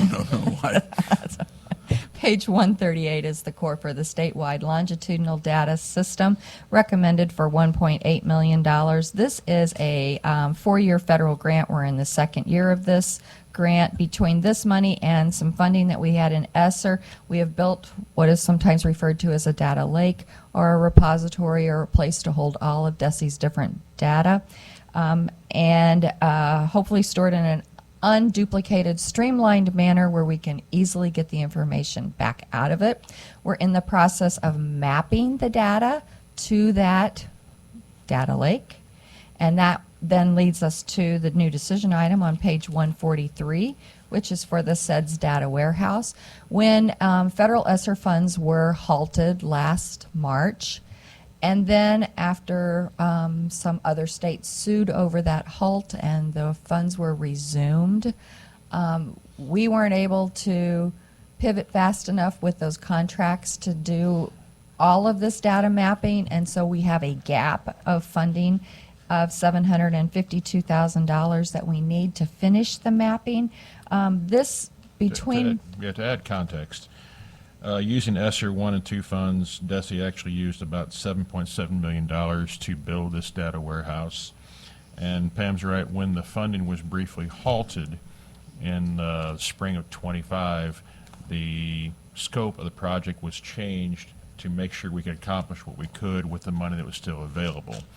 And then when the money was set to flow again, we had already changed the scope of that project, and we're unable to change that in time to get the project completed and use the dollars before they expired. So there is a gap. I would note that of this whole data warehouse and mapping project, 93% of the entire project will have been paid for with federal funding. So the $750,000 is the piece that we were unable to get and use from the federal funds when they got stopped briefly last spring, and would be required in order to complete our mapping. It's important this happens because right now DESE has data stored in 7, 8, 9, 10 places. Some of it's duplicated, some of it is data that is not consistent in formatting regarding headings or titles or whatever. We need the data warehouse and clean data to be the source of truth that we can go to, grab the data, pull it out, use it, and still maintain an uncorrupted source of the actual truth. So that's what this project's for.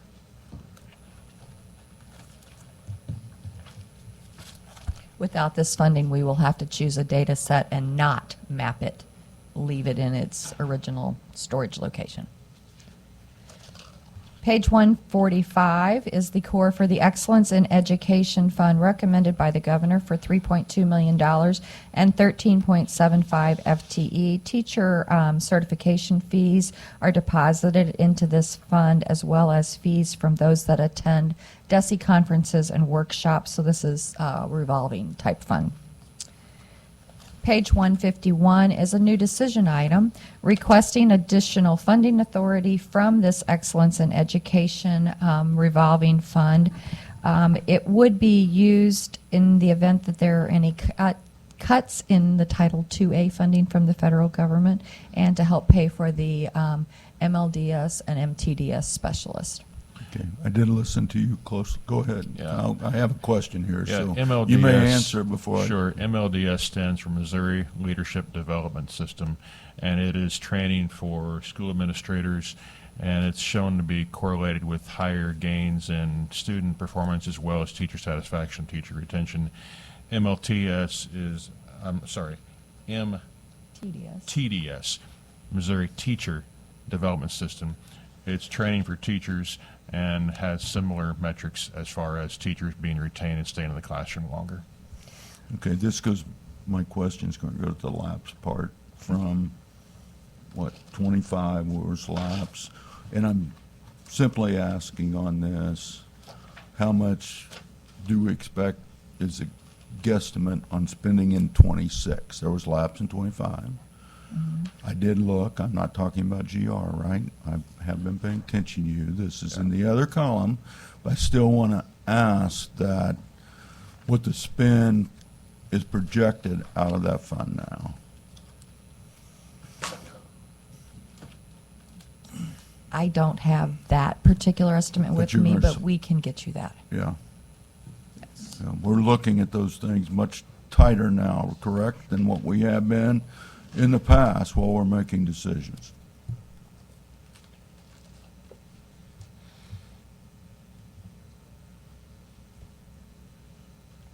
Okay. That puts us on the core on page 153 for adult education and rehabilitation. This is recommended by the governor for $44.8 million and 658.2 FTE. This includes the personnel and the operation cost for administering the VOC rehabilitation program, disability determinations, and the independent living centers. That puts us then in Book 2.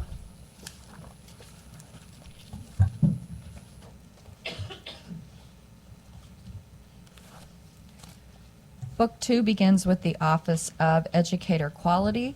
Our first core there is the career ladder on page 159, recommended by the governor for $68.5 million. I will note that in the governor's list of FY27 restrictions, $5 million from this core is listed as a restriction. Okay. Follow up with the career ladder funding.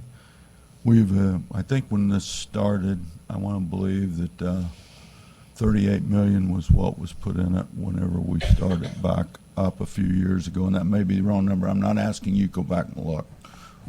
Dr. Cruz, I was part of that.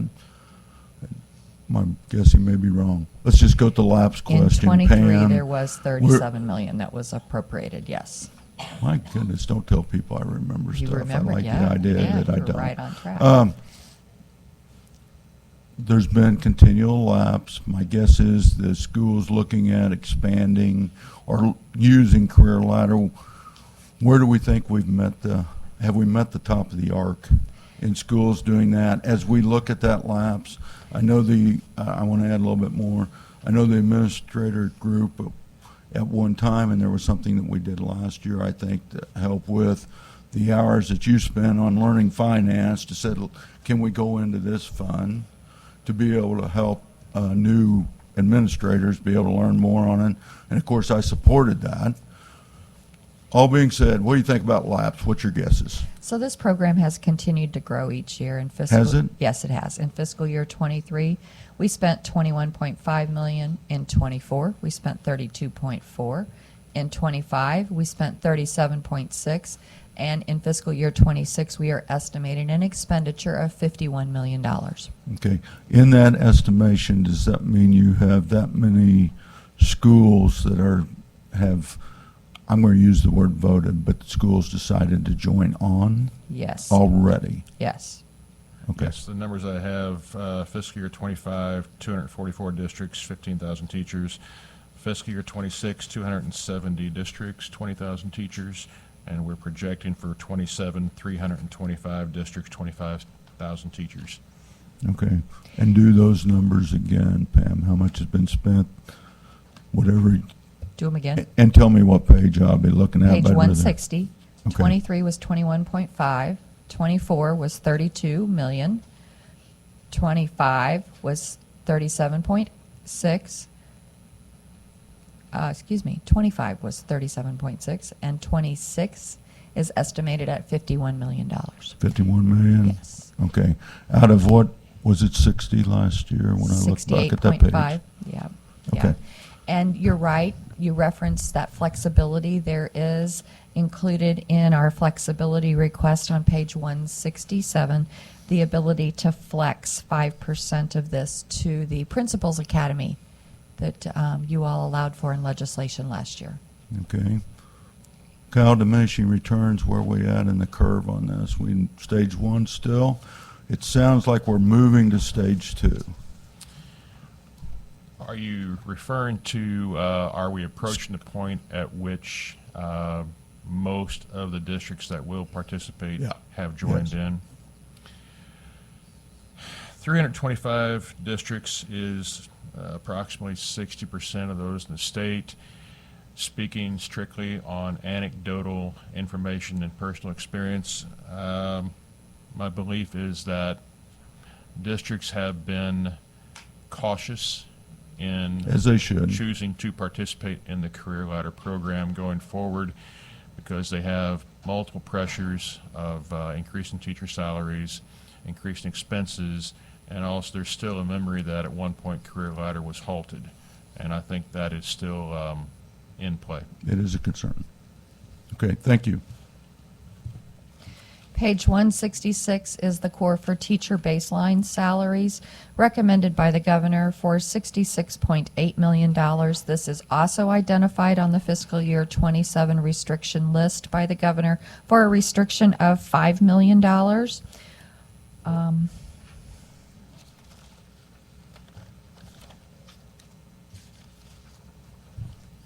Page 163 is the core for Teacher of the Year.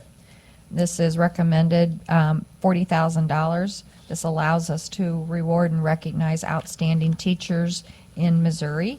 Page 178. It's hard to believe I never got Yeah, there. page 173. 173, sorry. Right. Page 178 is a new decision item for the Teacher of the Year award. This is recommended funding of $150,000, also from the Excellence in Education Fund.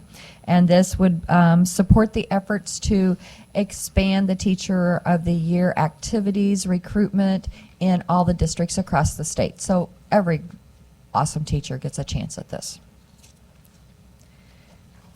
Page 182 is the core for the teacher, recruitment and retention.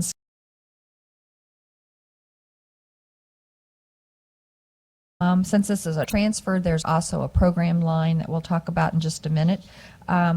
Page 187 is the teacher recruitment and retention scholarship transfer new decision item. This is in line with Senate Bill 727, which had included in it a phase-in of scholarships increasing each year, and so the department requested $1.8 million in new funding for this, consistent with the schedule laid out in Senate Bill 727. This did not get recommended by the governor. Again, these two items were the transfer. These next two items are the program dollars for the same program. 191, the core program dollars for teacher recruitment and retention, $800,000. And then page 197, the new decision item for appropriation authority increase for the program, matching the $1.8 million and Senate Bill 727.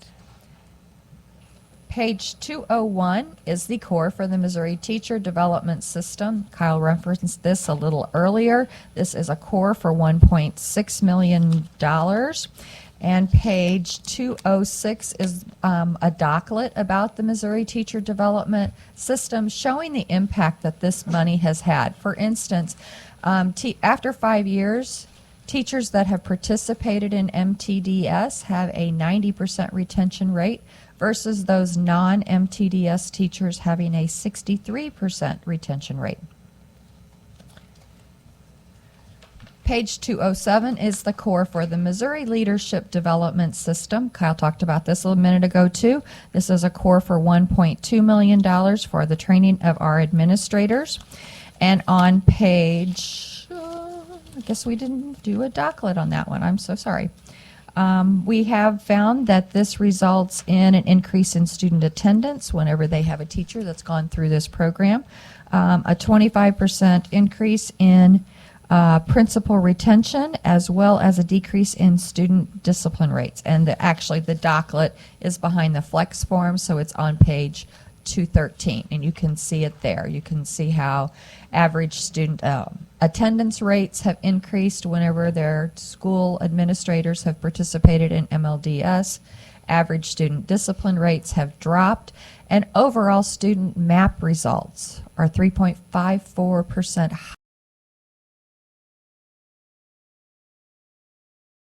in MLDS versus those students in a non-MLDS school.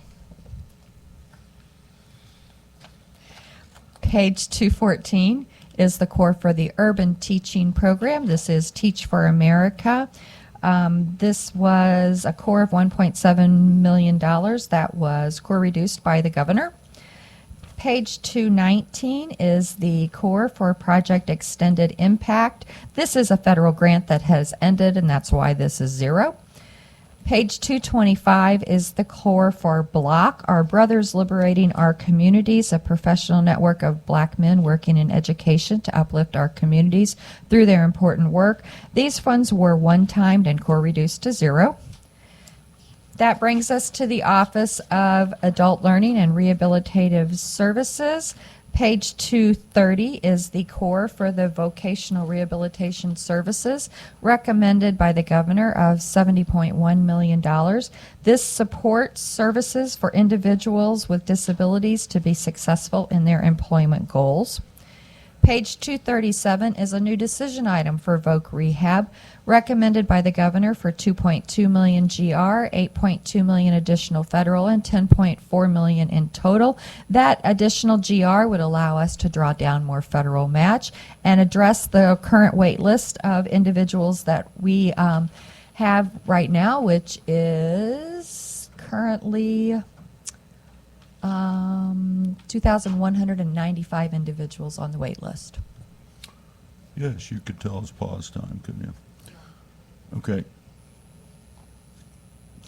My first question is, what generated this ask for this new decision item, the increase? Was there something changed at the federal level, allow Missouri to attempt to draw down more dollars, or was it something we weren't fully drawing down before this? Well, we are seeing an increase in our federal allocation that's available for this.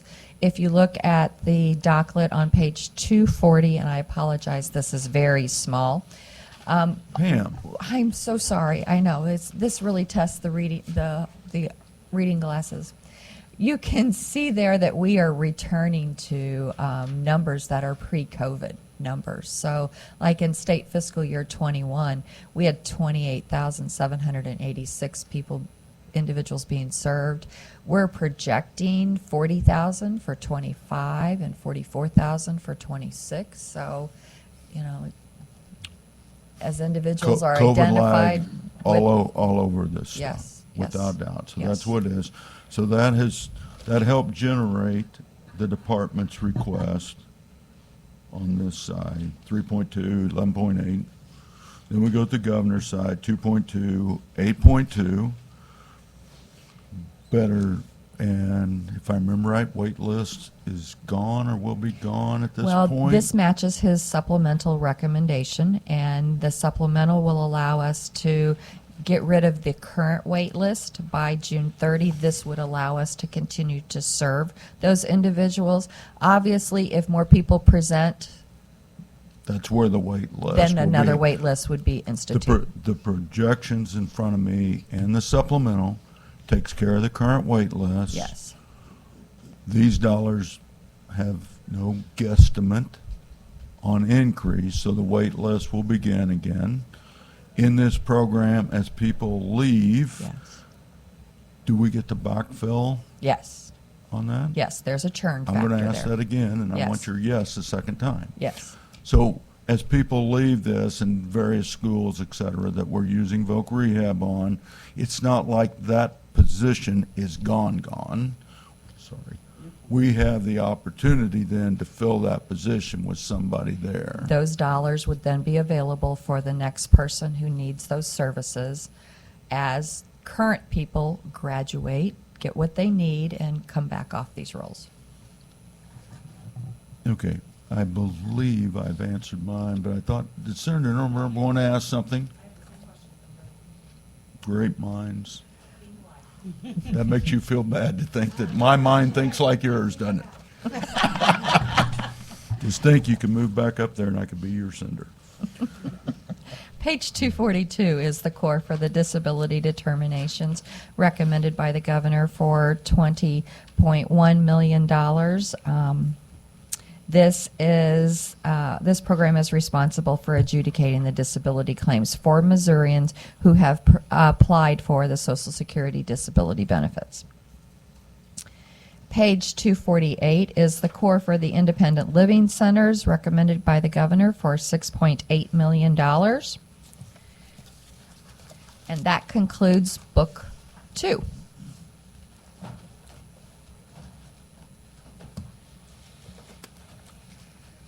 Book 3 is the core for the Office of College and Career Readiness.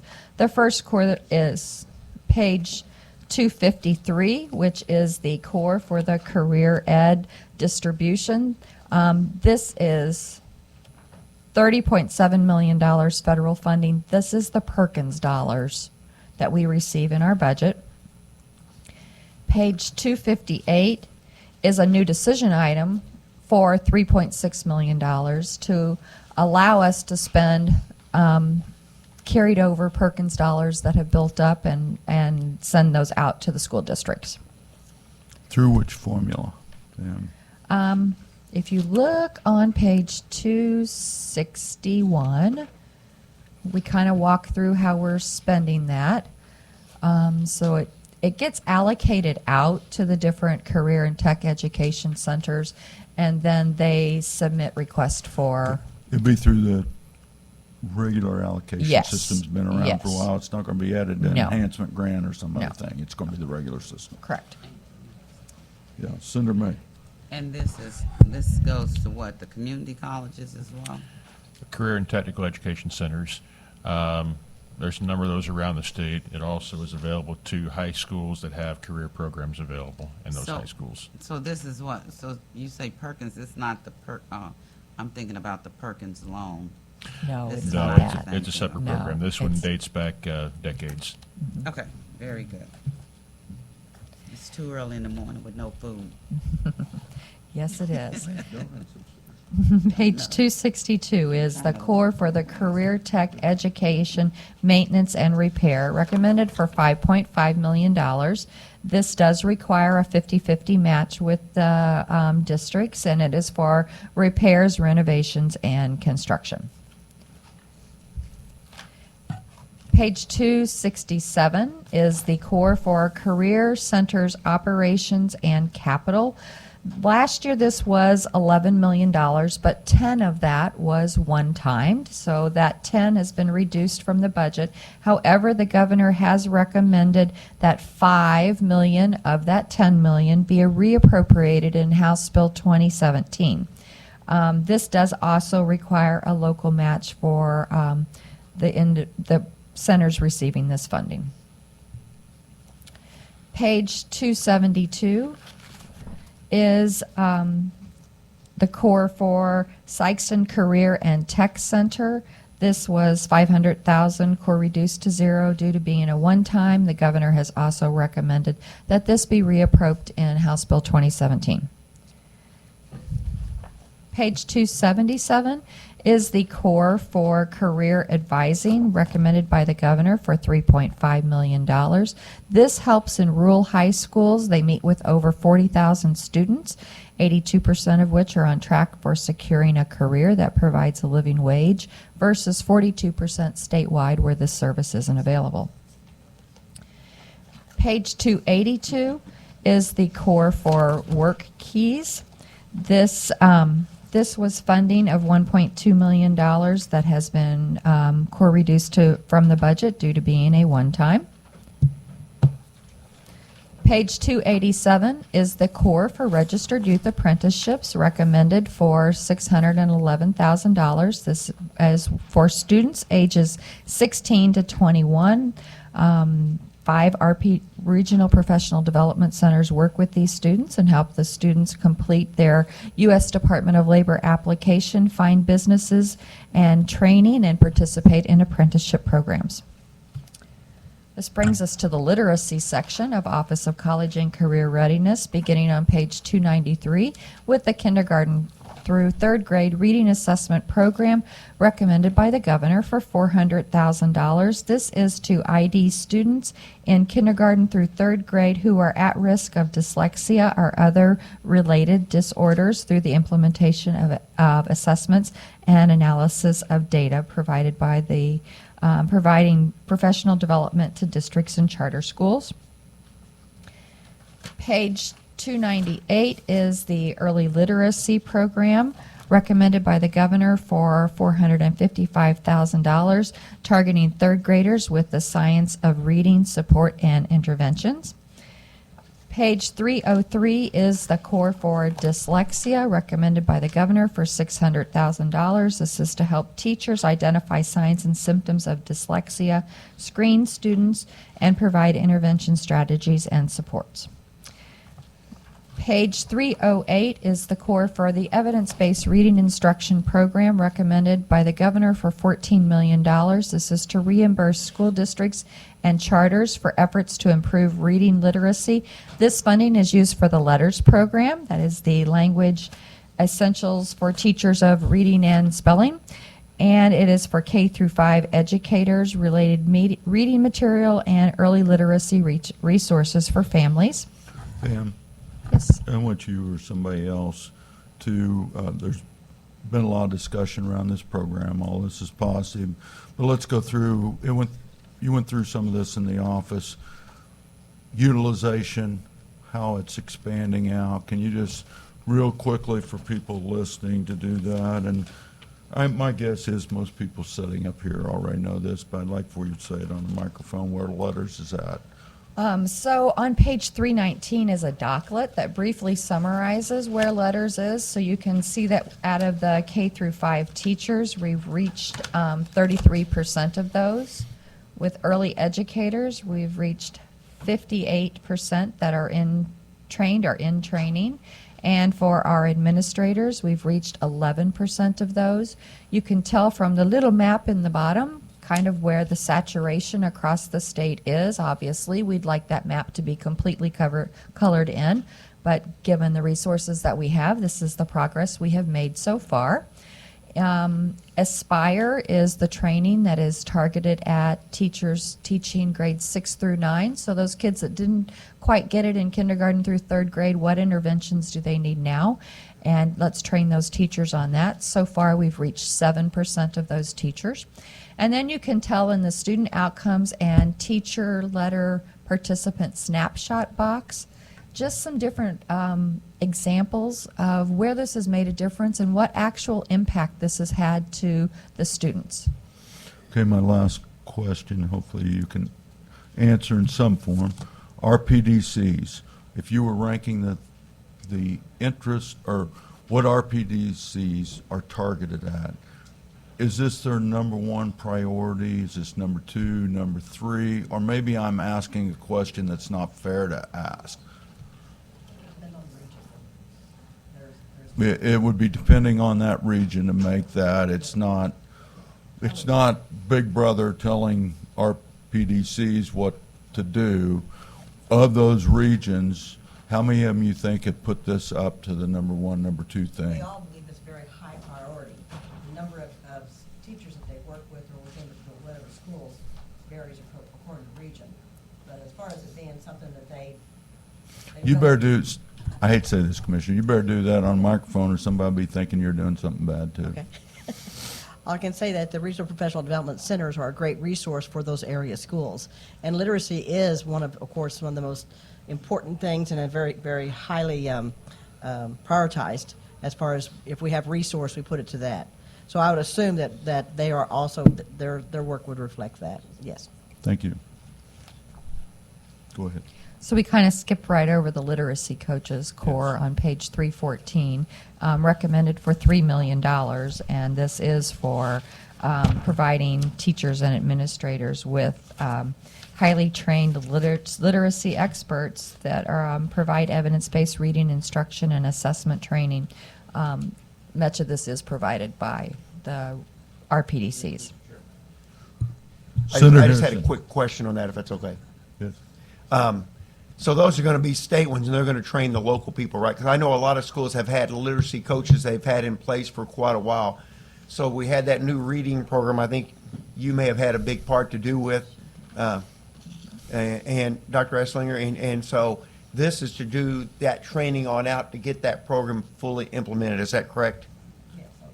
Yes, it is, and it allows us to do the training in a uniform manner across the state, so that helps with getting more consistent results as well. Thank you.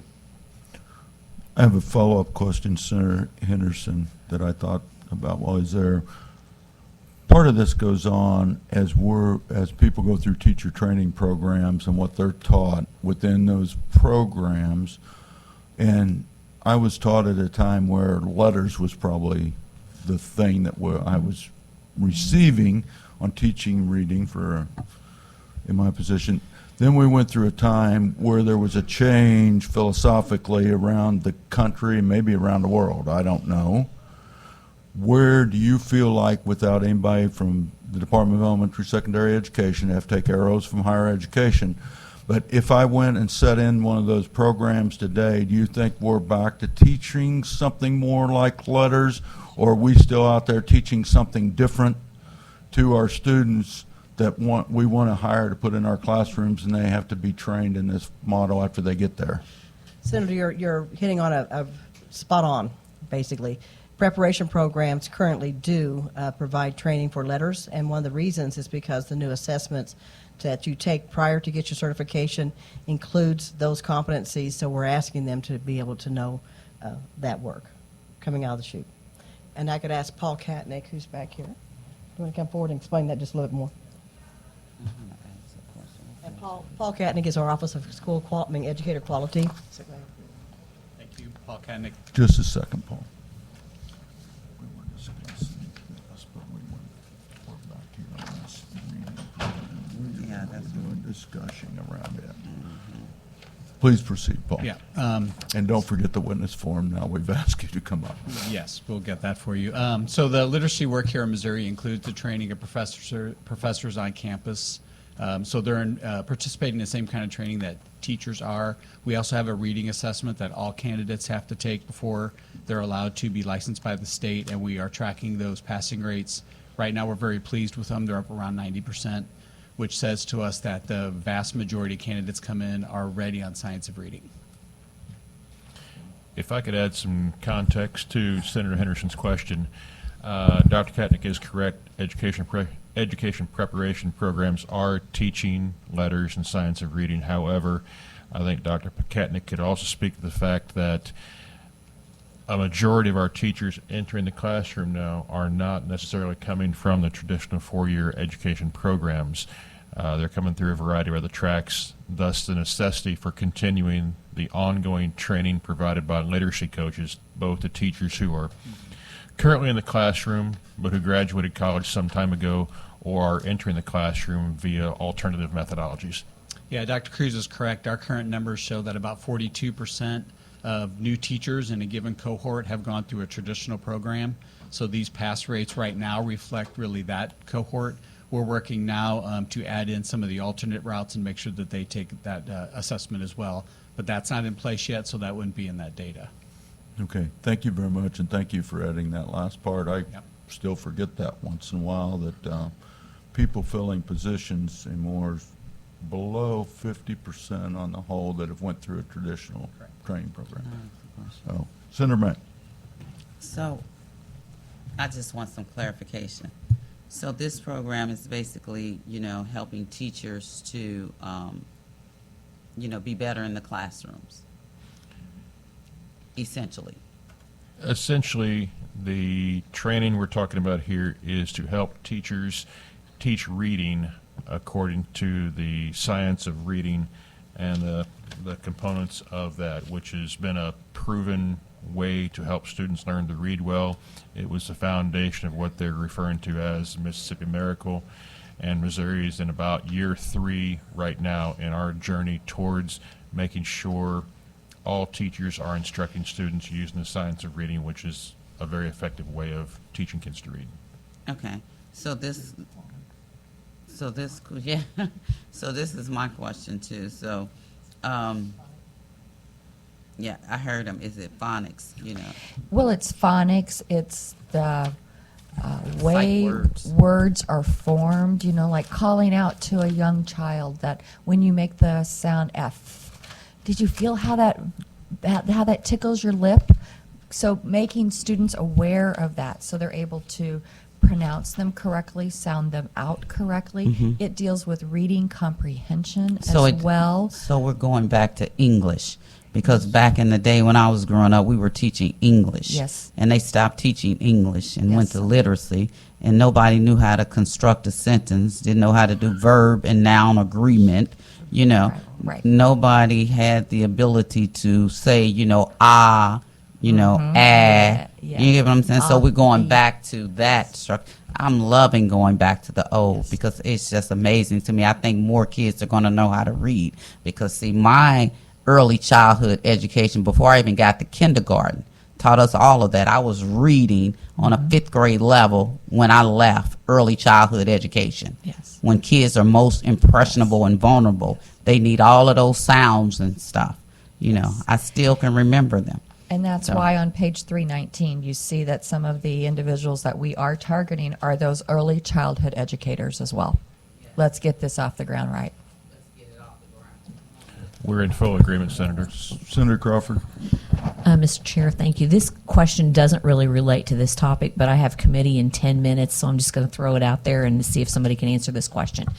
We're talking about teachers that need more training and things like that. So I have a teacher that I know that was not successful her first couple of years in the classroom, and basically she gave up.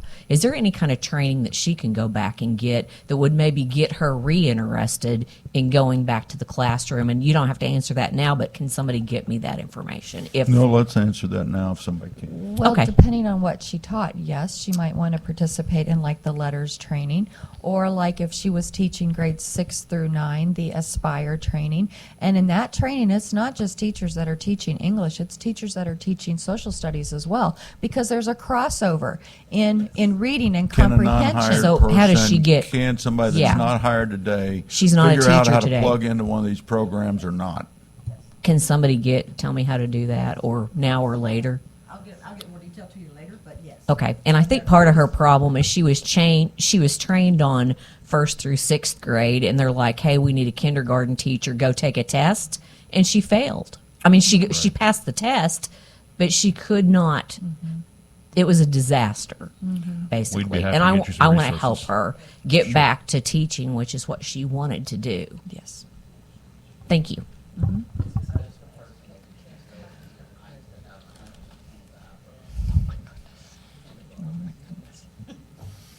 All right, page 320 is the core for the Comprehensive Literacy State Development. This is a federal grant. This is our second 5-year federal grant that we have gotten for this. And this is science of reading and letters in districts that we are not currently doing with evidence-based reading funds or general revenue. So because you cannot supplant federal dollars with where you were spending GR dollars, this is used to help us reach more areas of the state. Page 325 is the core for the elementary literacy program. This was legislation that passed in Senate Bill 727. It was to do a home reading program for grades kindergarten through 5th grade, which basically would mail books into those homes. This was first funded in fiscal year 26. It's not recommended for funding in fiscal year 27. Given the state of the state right now, we didn't and have not stood this program up yet. We didn't want to stand it up and then take it right back down. It's similar to the Dolly Parton Imagination Library, but for students in kindergarten through 5th grade. Page 331 is the core for the Black Men Read program. This was a core of $400,000, and that was one time, so that has been core reduced to zero. Page 336 is the core for the varsity tutors. This was a core of $2.5 million, also one time, core reduced to zero. Page 341 is the core for the adult education and literacy program recommended by the governor for $15.1 million. This is the program that is used to educate those adults in Missouri who have less than a high school diploma. And if I could call your attention to the Docket on 349. docket on page 349. You can see in this docket that with the adult education and literacy program, we're serving over 6,000 students there. Adult high schools serve 1,500, and the workforce diploma program serves 253 students. And then you can see from the box on the right-hand side, adult education and literacy, this cost about $1,800 per student. Adult high school, almost $6,200 per student, and workforce diploma, over $19,000 per student. Workforce diploma in that column there, time frame, adult high school time frame, and this is something that I'm asking what the average is, because this is some kind of dollar amount that's some form of an average, et cetera. And I just want to know if time has something to do with this cost as well or not. It may not be an answer. It's not something I'm going to force that today. I Right, would we like measure- to hear on the workforce thing, well, that's students are taking 2+ years, and the other one's, a year and stuff like that. Yeah, workforce diploma did begin in 2023. I have that background with me today, but we can get you some more information. Yeah. Is that clear enough questions? What I'm wondering I is think you're looking what at, the is the reason the numbers are what they are because of the length of the program existence so far? that is correct. Okay. Thank you. That's why you went on to school and got all that extra education, got to leave the ag classroom. Okay. Let's see, I skipped over the new decision item that was on page 346 for adult education and literacy. We put that in the budget last fall because we were hearing that the federal funds were going to end. We have now learned that the federal funds will continue for one more year, so we do not need this request anymore. Page 350 is the core for workforce diploma. This was a core of $2 million. Governor reduced this to zero. Page 355 is the core for the STEM career awareness. This is the transfer for that program. This is being core reduced to zero as well. Yeah, Senate Bill 68 expanded the STEM career awareness from grades 6 through 8 to grades 9 through 12. And so this amount requested is the amount that's equal to the fiscal note. And that is on page 360. That was not recommended by the governor either. Page 362 is the program dollars for the STEM Career Awareness Program, also core reduced to zero. And then page 367 is the new decision item for the program dollars for that Career Awareness Program for grades 9 through 12, also recommended for zero. Page 369 is the core for Star Academy. These funds were one-timed and core reduced to zero as well. Page 374 was the core for patriotic education. That was $500,000 recommended by the governor for zero this year. Page 379 is the core for kids community growing prosperity.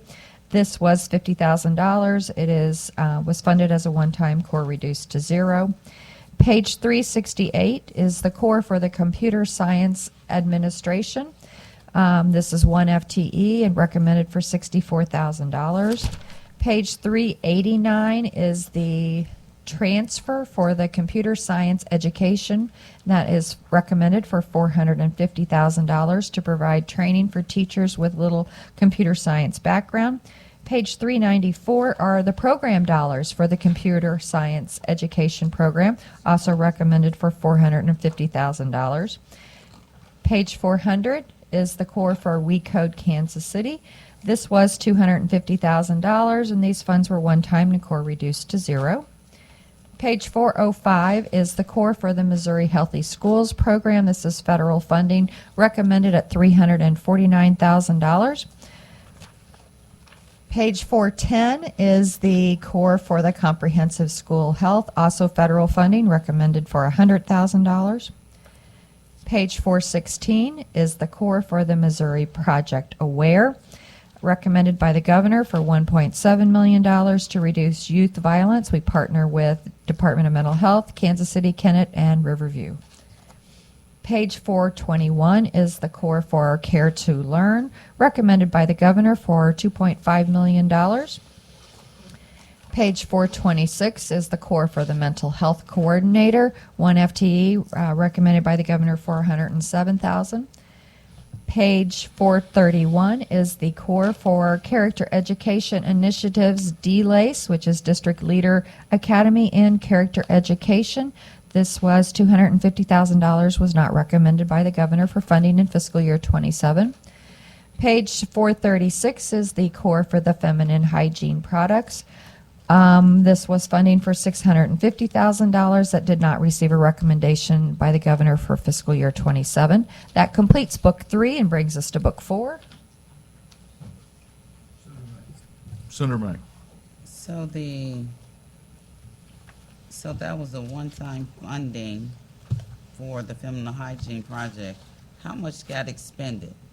So you can see on page 315,000. Yeah, 437. You can see how much we've expended so far this year, so about half of that. Half of that, and we're not going to reappropriate the other half. Correct. Okay, very good. Book 4 begins the Office of Quality Schools. On page 441 is the core for the performance-based assessments recommended by the governor for $20 million. This is the end-of-course assessments in English, language arts, science, social studies, and personal finance, as well as the grade level test in English, language arts, maths, and science. Page 447 is the new decision item for the student level, grade level equivalency data. The commissioner mentioned this earlier. This is the new decision item resulting from Senate Bill 68. It was a request for $1,038,000 to allow us to do those grade level assessments that would move the understanding from below basic, proficient, or advanced to an interpretation that students and parents can understand, which is also includes the grade level and whether they're testing at the grade level equivalent. Right, where currently there are 4 categories in which a student score might fall: below basic, proficient, advanced. This would add a 5th category between basic and proficient. That would be grade level equivalent. And it would probably be in the neighborhood of some parts in the proficient zone, some parts in the zone currently level basic, but it would give parents and legislators, and honestly us, greater insight as far as are students actually performing at grade level. Okay. And I appreciate the commissioner's support for this. The question I have around this spend, $1 million plus, what is that buying? And then going forward, would there be a cost that I don't know about? Because I don't see an FTE associated with this, et cetera. So I'm guessing this is a computer programming along with some research, if we can't just decide this is where it's at. So what are we spending it on? So page 448. I want a little microphone time instead of me reading. There we go, Sorry, page Pam. 448. The funding requested will be used as follows: to develop and validate the performance levels, It'll require expert panels, some psychometric studies, and stakeholder engagement to define the range and threshold descriptors that accurately reflect student performance. And as you said, it would also update the reporting system used to requires modifications to score reports, digital platforms, and district-level data systems. And you can tell on the corner of 448 that $888,660 of this is one-time funding. So we would use it in fiscal year 27 and then not need that much money in fiscal year 28. Okay. Yeah, this is not directed at anybody, but it's also my 9+ years being here. We're putting this in with the idea this could happen in a year. What is the chance of that happening in 1 year? I'm going to say yes. I hope she says that too. Spending. I'm going to say yes. I hope she says that too. All right. I'm Lisa Serino. I am Assistant Commissioner, Office of Quality Schools. Lisa Serino. Once the new performance level is established and the new reporting systems are online, and we'll be done. In 1 year. What is the Yes, time in frame? 1 year.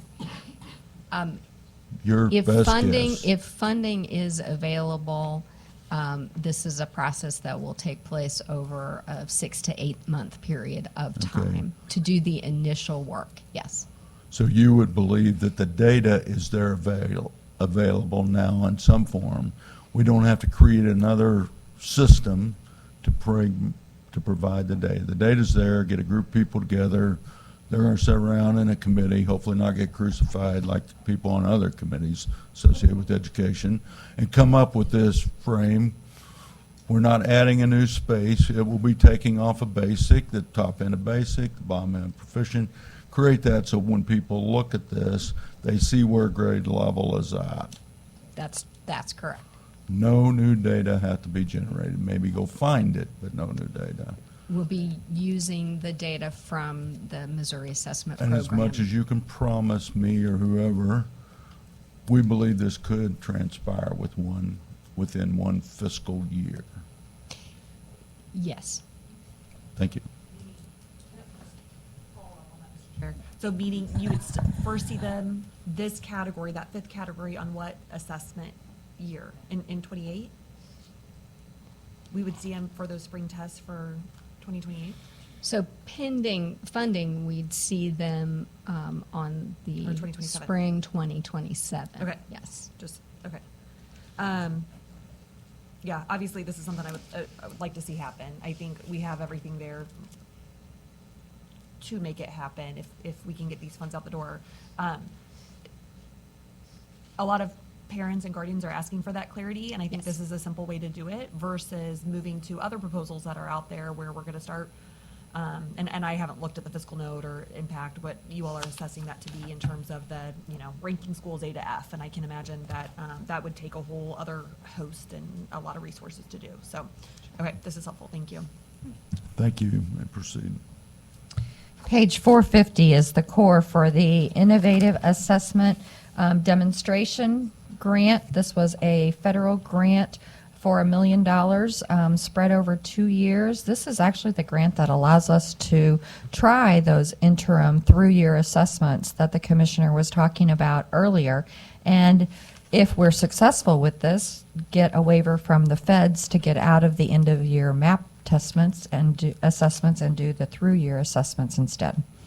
However, that grant did not give us the funding to do the actual assessments, the through-year assessments, and that's what the next decision item is for, the Success Ready Student Assessment Implementation on page 455.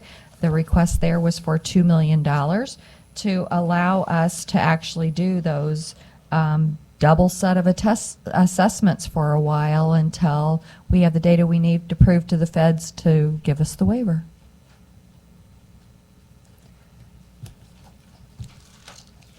That was not recommended by the governor. And we would greatly appreciate support for that so we can get that federal waiver. Page 459 is the core for Pathways for Instructionally Embedded Assessments, or PI. This is a 4-year federal grant recommended for $760,000 to pilot new assessments for 5th grade math. Page 464 is the new decision item for promoting success for all learners, recommended by the governor for $320,000. Excuse me. You'll note that this is showing as a federal. This is actually in an appropriation that is called Federal Grants and Other Donations. We talked about that earlier in Book 1. This is actually a donation. It's a 3-year grant from the Walton Foundation that will focus on how, if students that score well or don't score well, how do they go on to perform in the business world? Does success one place translate to success another place? Yeah, looking for connection between our workplace measures such as ACT, work keys, etc., to what students actually end up doing after high school. Looking for those connections.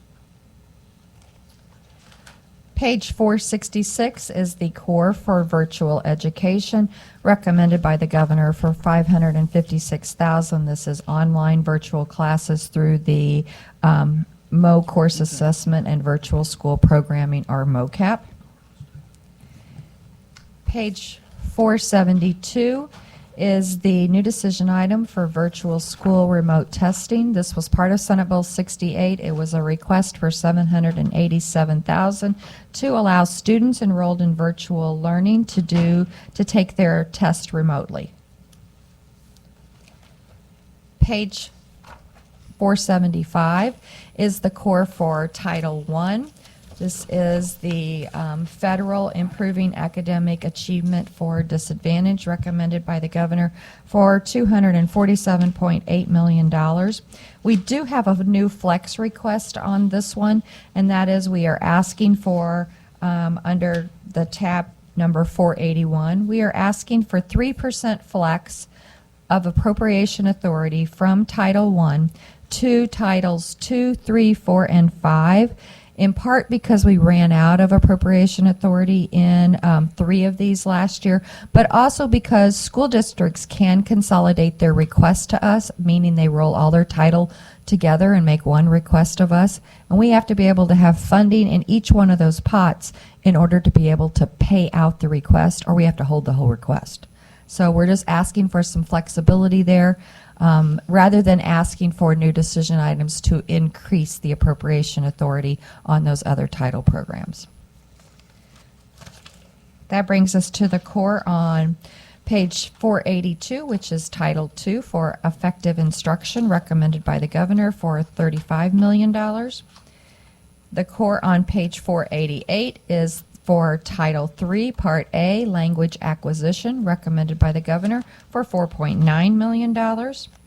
The core on page 495 is for Title IV-A, Student Support and Academic Enrichment, recommended by the governor for $24.8 million.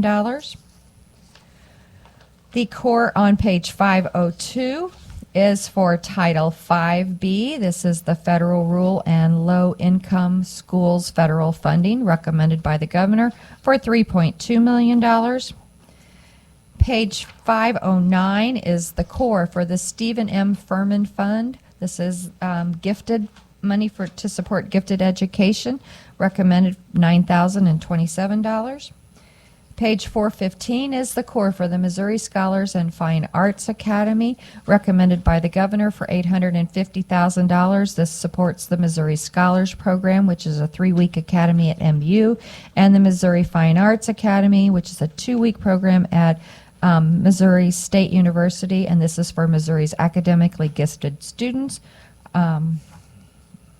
Page 5819, is the core for education for homeless and children and youth, recommended by the governor for $1.4 million in federal funding. Page 524 is the new decision item for homeless children and youth, and this is a request for $781,000 recommended by the governor. You can see on page 527 how we came up with that amount, and essentially this was the result of some ARP homeless funding that was available, and so school districts were spending that relief money, and these grant dollars were stacking up. So now there's a carryover that needs to be spent, and as the relief dollars have gone away, districts have requested more of this homeless children and youth funding. So this is a decision item to allow us spending authority so we can pay the request from the districts. Page 528 is the core for the Recovery High School, recommended by the governor for $500,000. Page 533 is the core for critical needs school safety training. This is recommended by the governor for $1 million. Page 538 is the new decision item from Senate Bill 68 for safe schools. This also had a supplemental associated with it. This decision item combines several of the safety provisions in Senate Bill 68, including the emergency operation plans, the school safety incident reports, the bleeding control kits for school districts, and the anti-intruder door locks and windows. The governor funding recommendation includes the ongoing IT support for the school safety incident reports.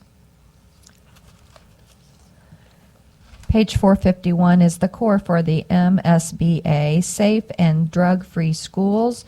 This was $500,000, not recommended for funding in fiscal year 27 by the governor. Page 546 is the core for the School Turnaround Act transfer. There's also a supplemental request for $100,000 for this particular core. With the supplemental, we would be finishing up the work we're doing with the existing 3 schools and pay the vendor, and then this program would be completed at that point unless funding were to continue and where we were to choose more schools to continue with this. Page 551 is the program dollars for the School Turnaround Act.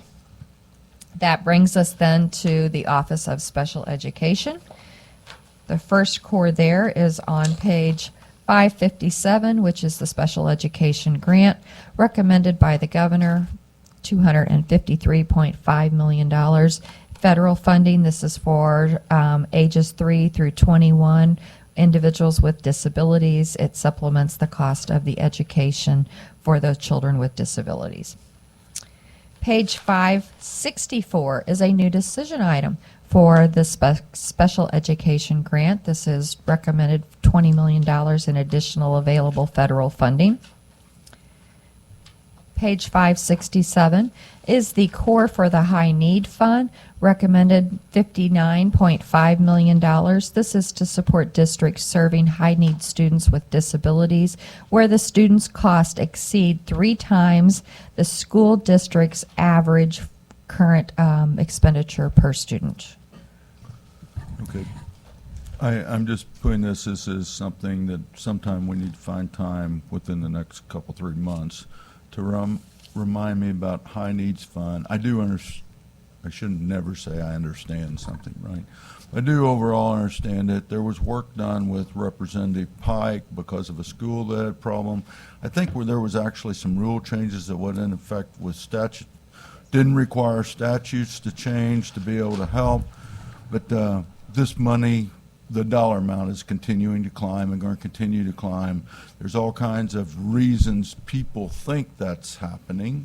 So from the department, what your guess is, what those are happening, remind me of those changes and predict what kind of, I'm going to use the word crisis, hopefully what things we can do to help us reach crisis point in this area. And that's too much to do now, but put those 3 things, and I don't want an answer tomorrow. I want an answer sometime next 2 or 3 months.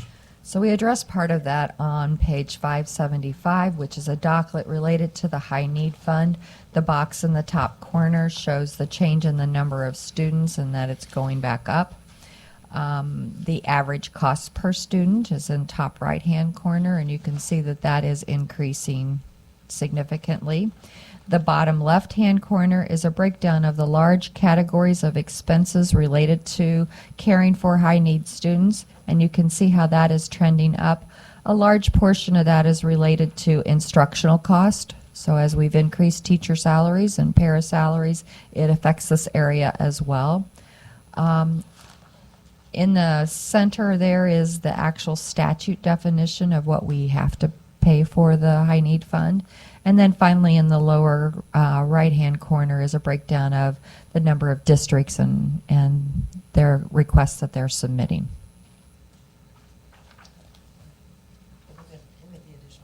Yes, we'll get you the additional information. Page 572 is the new decision item for $15.7 million. This is the amount we carried over from fiscal year 25 as increased reimbursement requests from the school districts. Can you remind me of the amount in the supplemental? Isn't there an amount? 15.7. It yes. is the same Yes, all it the is. time. It is. Page 576 is the core for the school placement, public placement fund recommended by the governor for $7.7 million.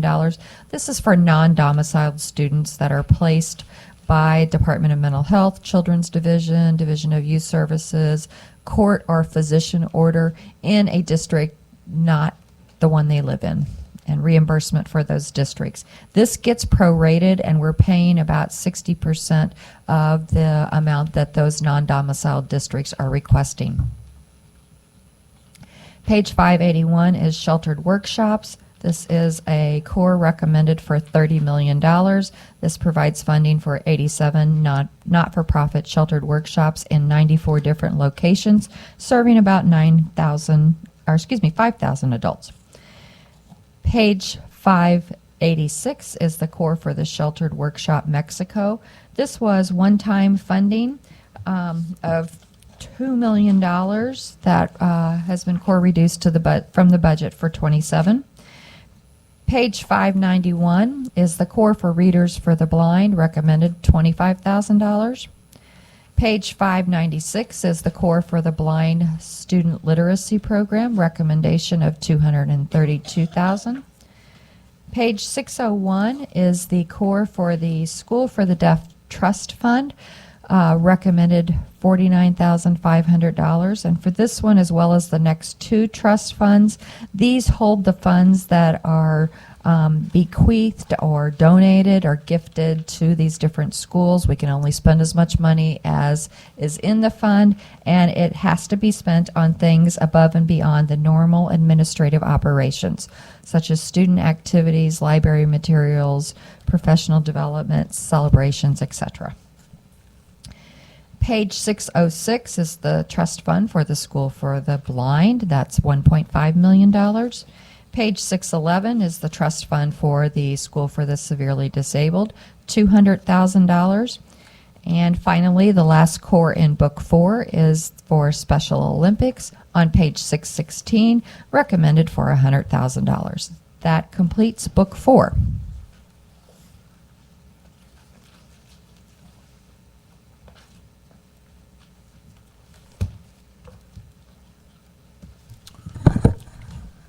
Looking up the clock to my right, it is about 10 till 11.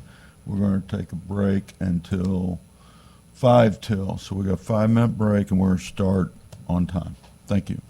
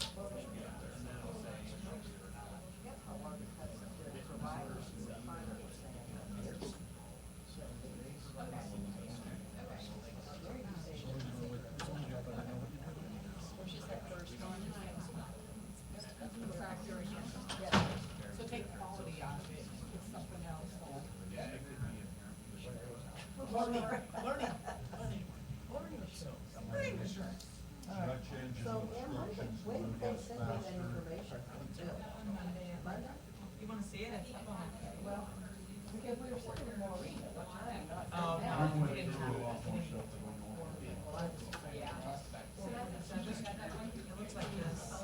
So I have. No, it's looks like this, so. I think that would hurt your feelings. Yeah, I don't think so either.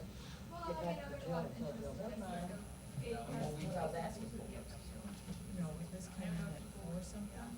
Is this the cleaned up version? So how it's described is, so they sent this, this is the agenda that they sent. This was for today.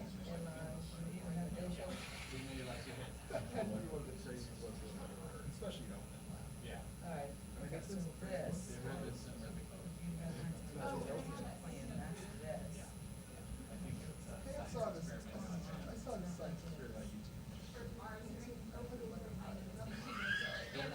I heard an announcement on the top.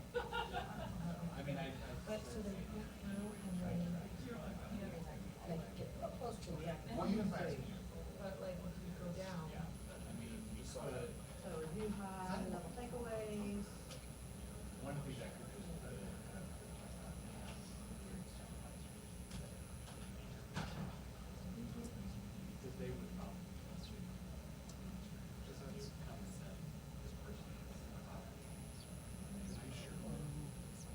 Common themes.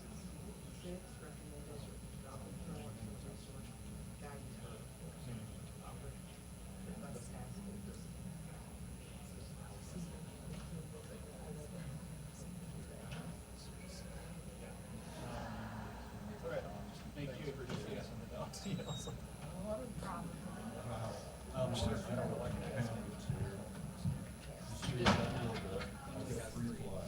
So how many emails did you get on the Monday?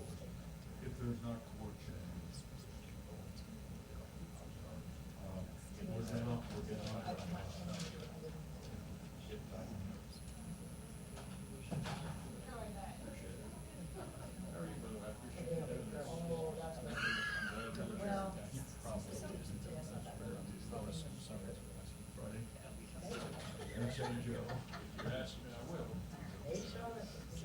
I missed in the beginning.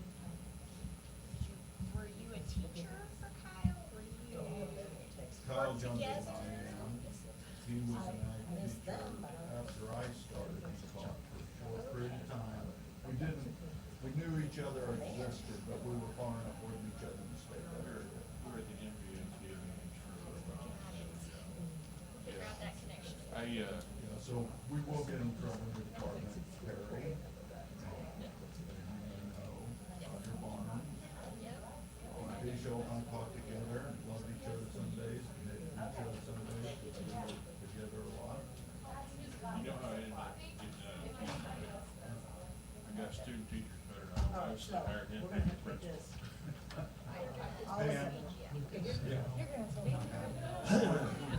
We're going to go ahead and speed up a little bit, so if there's no court changes, and it doesn't screw you up very much, we'll go through those court changes. So I told Kyle before at the microphone, I've got 3 things flagged, I know I may come up with other questions. And I want to start, even though there's only one of us. Okay. So, okay, for those of you listening, we are back. I don't know how close, I'm 1 minute off of what I said by the looks of the clock, But we're going to begin again. We have 2 books left. I've asked the department to not go through each tab quite as slow unless there's some kind of core changes, so you will notice them speeding up, and it's not them, it's a request from the chair. Okay, so we're starting with Book 5, and this is the Office of Childhood. The first core there is for the actual individuals needed to run the program, and no core changes there. Page 627 is the core for the Mo Quality Pre-Kindergarten Child Care Grant Program, Mo QPK. No core changes there. The next one is Mo QPK for the LEAs. While there are no core changes on page 632, the Gov does recommend $26,029,407 of this core be in restriction for fiscal year 27. Page 638 is the core for the Early Childhood Special Education Program. Page 643 is the new decision item for the Early Childhood Special Education, our ECSC program. Department request $47.8 million, GovRec $35.1 million. Here's my question on this one. The governor recommendation, $12.7 million less, and the department requests, since this program is mandatory, or tell me if I'm wrong, since this program is mandatory based on prior year services, will the governor's recommendation cover the need? Or are we guessing on, we may see a supplemental in the future? The department request was based on what we carried over from fiscal year 25 to 26 due to lack of appropriation authority and ability to pay it. So if the funding amount is $35.1 million, $12.7 million of that automatically carries over into the next year because we won't have the funding to pay for it. Thank you. Page 647 is the Spec Ed core for Office of Childhood. No changes there. Page 653 is the core for Parent Education and Development Screening, our parents as teachers. Page 658 is the core for First Steps. No changes there. Page 663 is a federal grant that's ended, so that core is 0. Page 668 is the core for the Early Childhood Coordination. No core changes there. Page 673 is the Title I Preschool School Core. No changes there. Page 680 is the core for the school age after school program. There was a $4.3 million core change on this one, and it was a transfer from the next section, page 686. That was broken out last year in the House bill, and those things really belong together because they're the same program serving after school care. Thank you. Page 691 is the core for before and after school programs. No core changes there. Page 696 is the core for child care subsidy. There was a large core reduction here for one-time funding. That reduction was $121.9 million, and that is the amount that we are asking for in the next new decision item that is on page 703. So that replaces one-time child care development block grant funding that was used in child care subsidy in fiscal year 26 and replaces that with general revenue. Okay. Another question there, and you know I'm still in a learning mode on this one, even though I've been around it a little bit. What were the percentiles set at current levels? We're paying the infants and toddlers at the 100th percentile and preschool and school age at the 65th percentile. So you already got the answer. Next question, I've not asked it yet. I probably ought to do that for anybody listening, right? What would the impact be then on that percentile? You mean if we were to lower from the 100th percentile to a different amount? We can get you the specifics on that depending on the percentile that you wanted to choose. By federal regulation, the 75th percentile is considered to be payment equal to quality child care. So if you wanted, we could provide for you what the program would cost if infants and toddlers were paid at the 75th percentile, and then whatever percentile you would want for school age and preschool.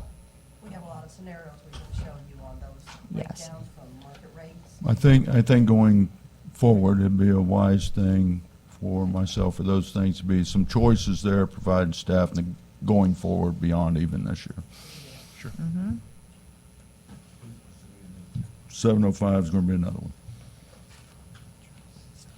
Yes. Page 696 is the child care subsidy core for those children who are in protective services. And there was a core reduction. Whoops, I think I did not make my change there. Here, sorry. Let me start over again. Page 705 is a new decision item for ECDEC Spending Authority. ECDEC is the Early Childhood Development Education and Care Fund. And while DESE was busy spending some ARP COVID relief dollars, this fund built a one-time balance, and the governor is recommending that we use $17.1 million in one-time balance as a funding source for a child care subsidy, and he is putting an offsetting amount of general revenue in restriction for fiscal year 27. Good. You have the question, and I'm going to make sure I tried to consume all Pam told us on that one, so please ask your question.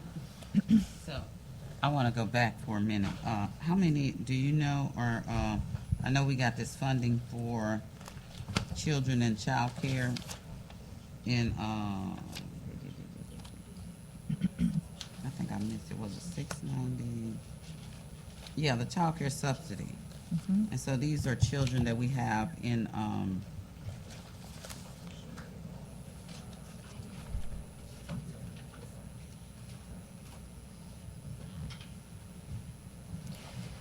think I'm missing it.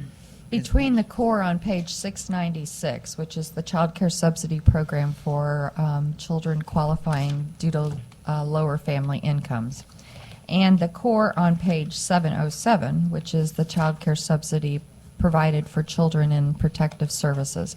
Between those two cores, we're serving about 27,000 children right now. Okay, do you know how many actually are in protective services? These are the ones that are. About 5,000 of the 27,000 are in protective services. 5,000. Okay. That's what I want. Thank you so much. Thank you for letting me get up, Senator May, and double check this.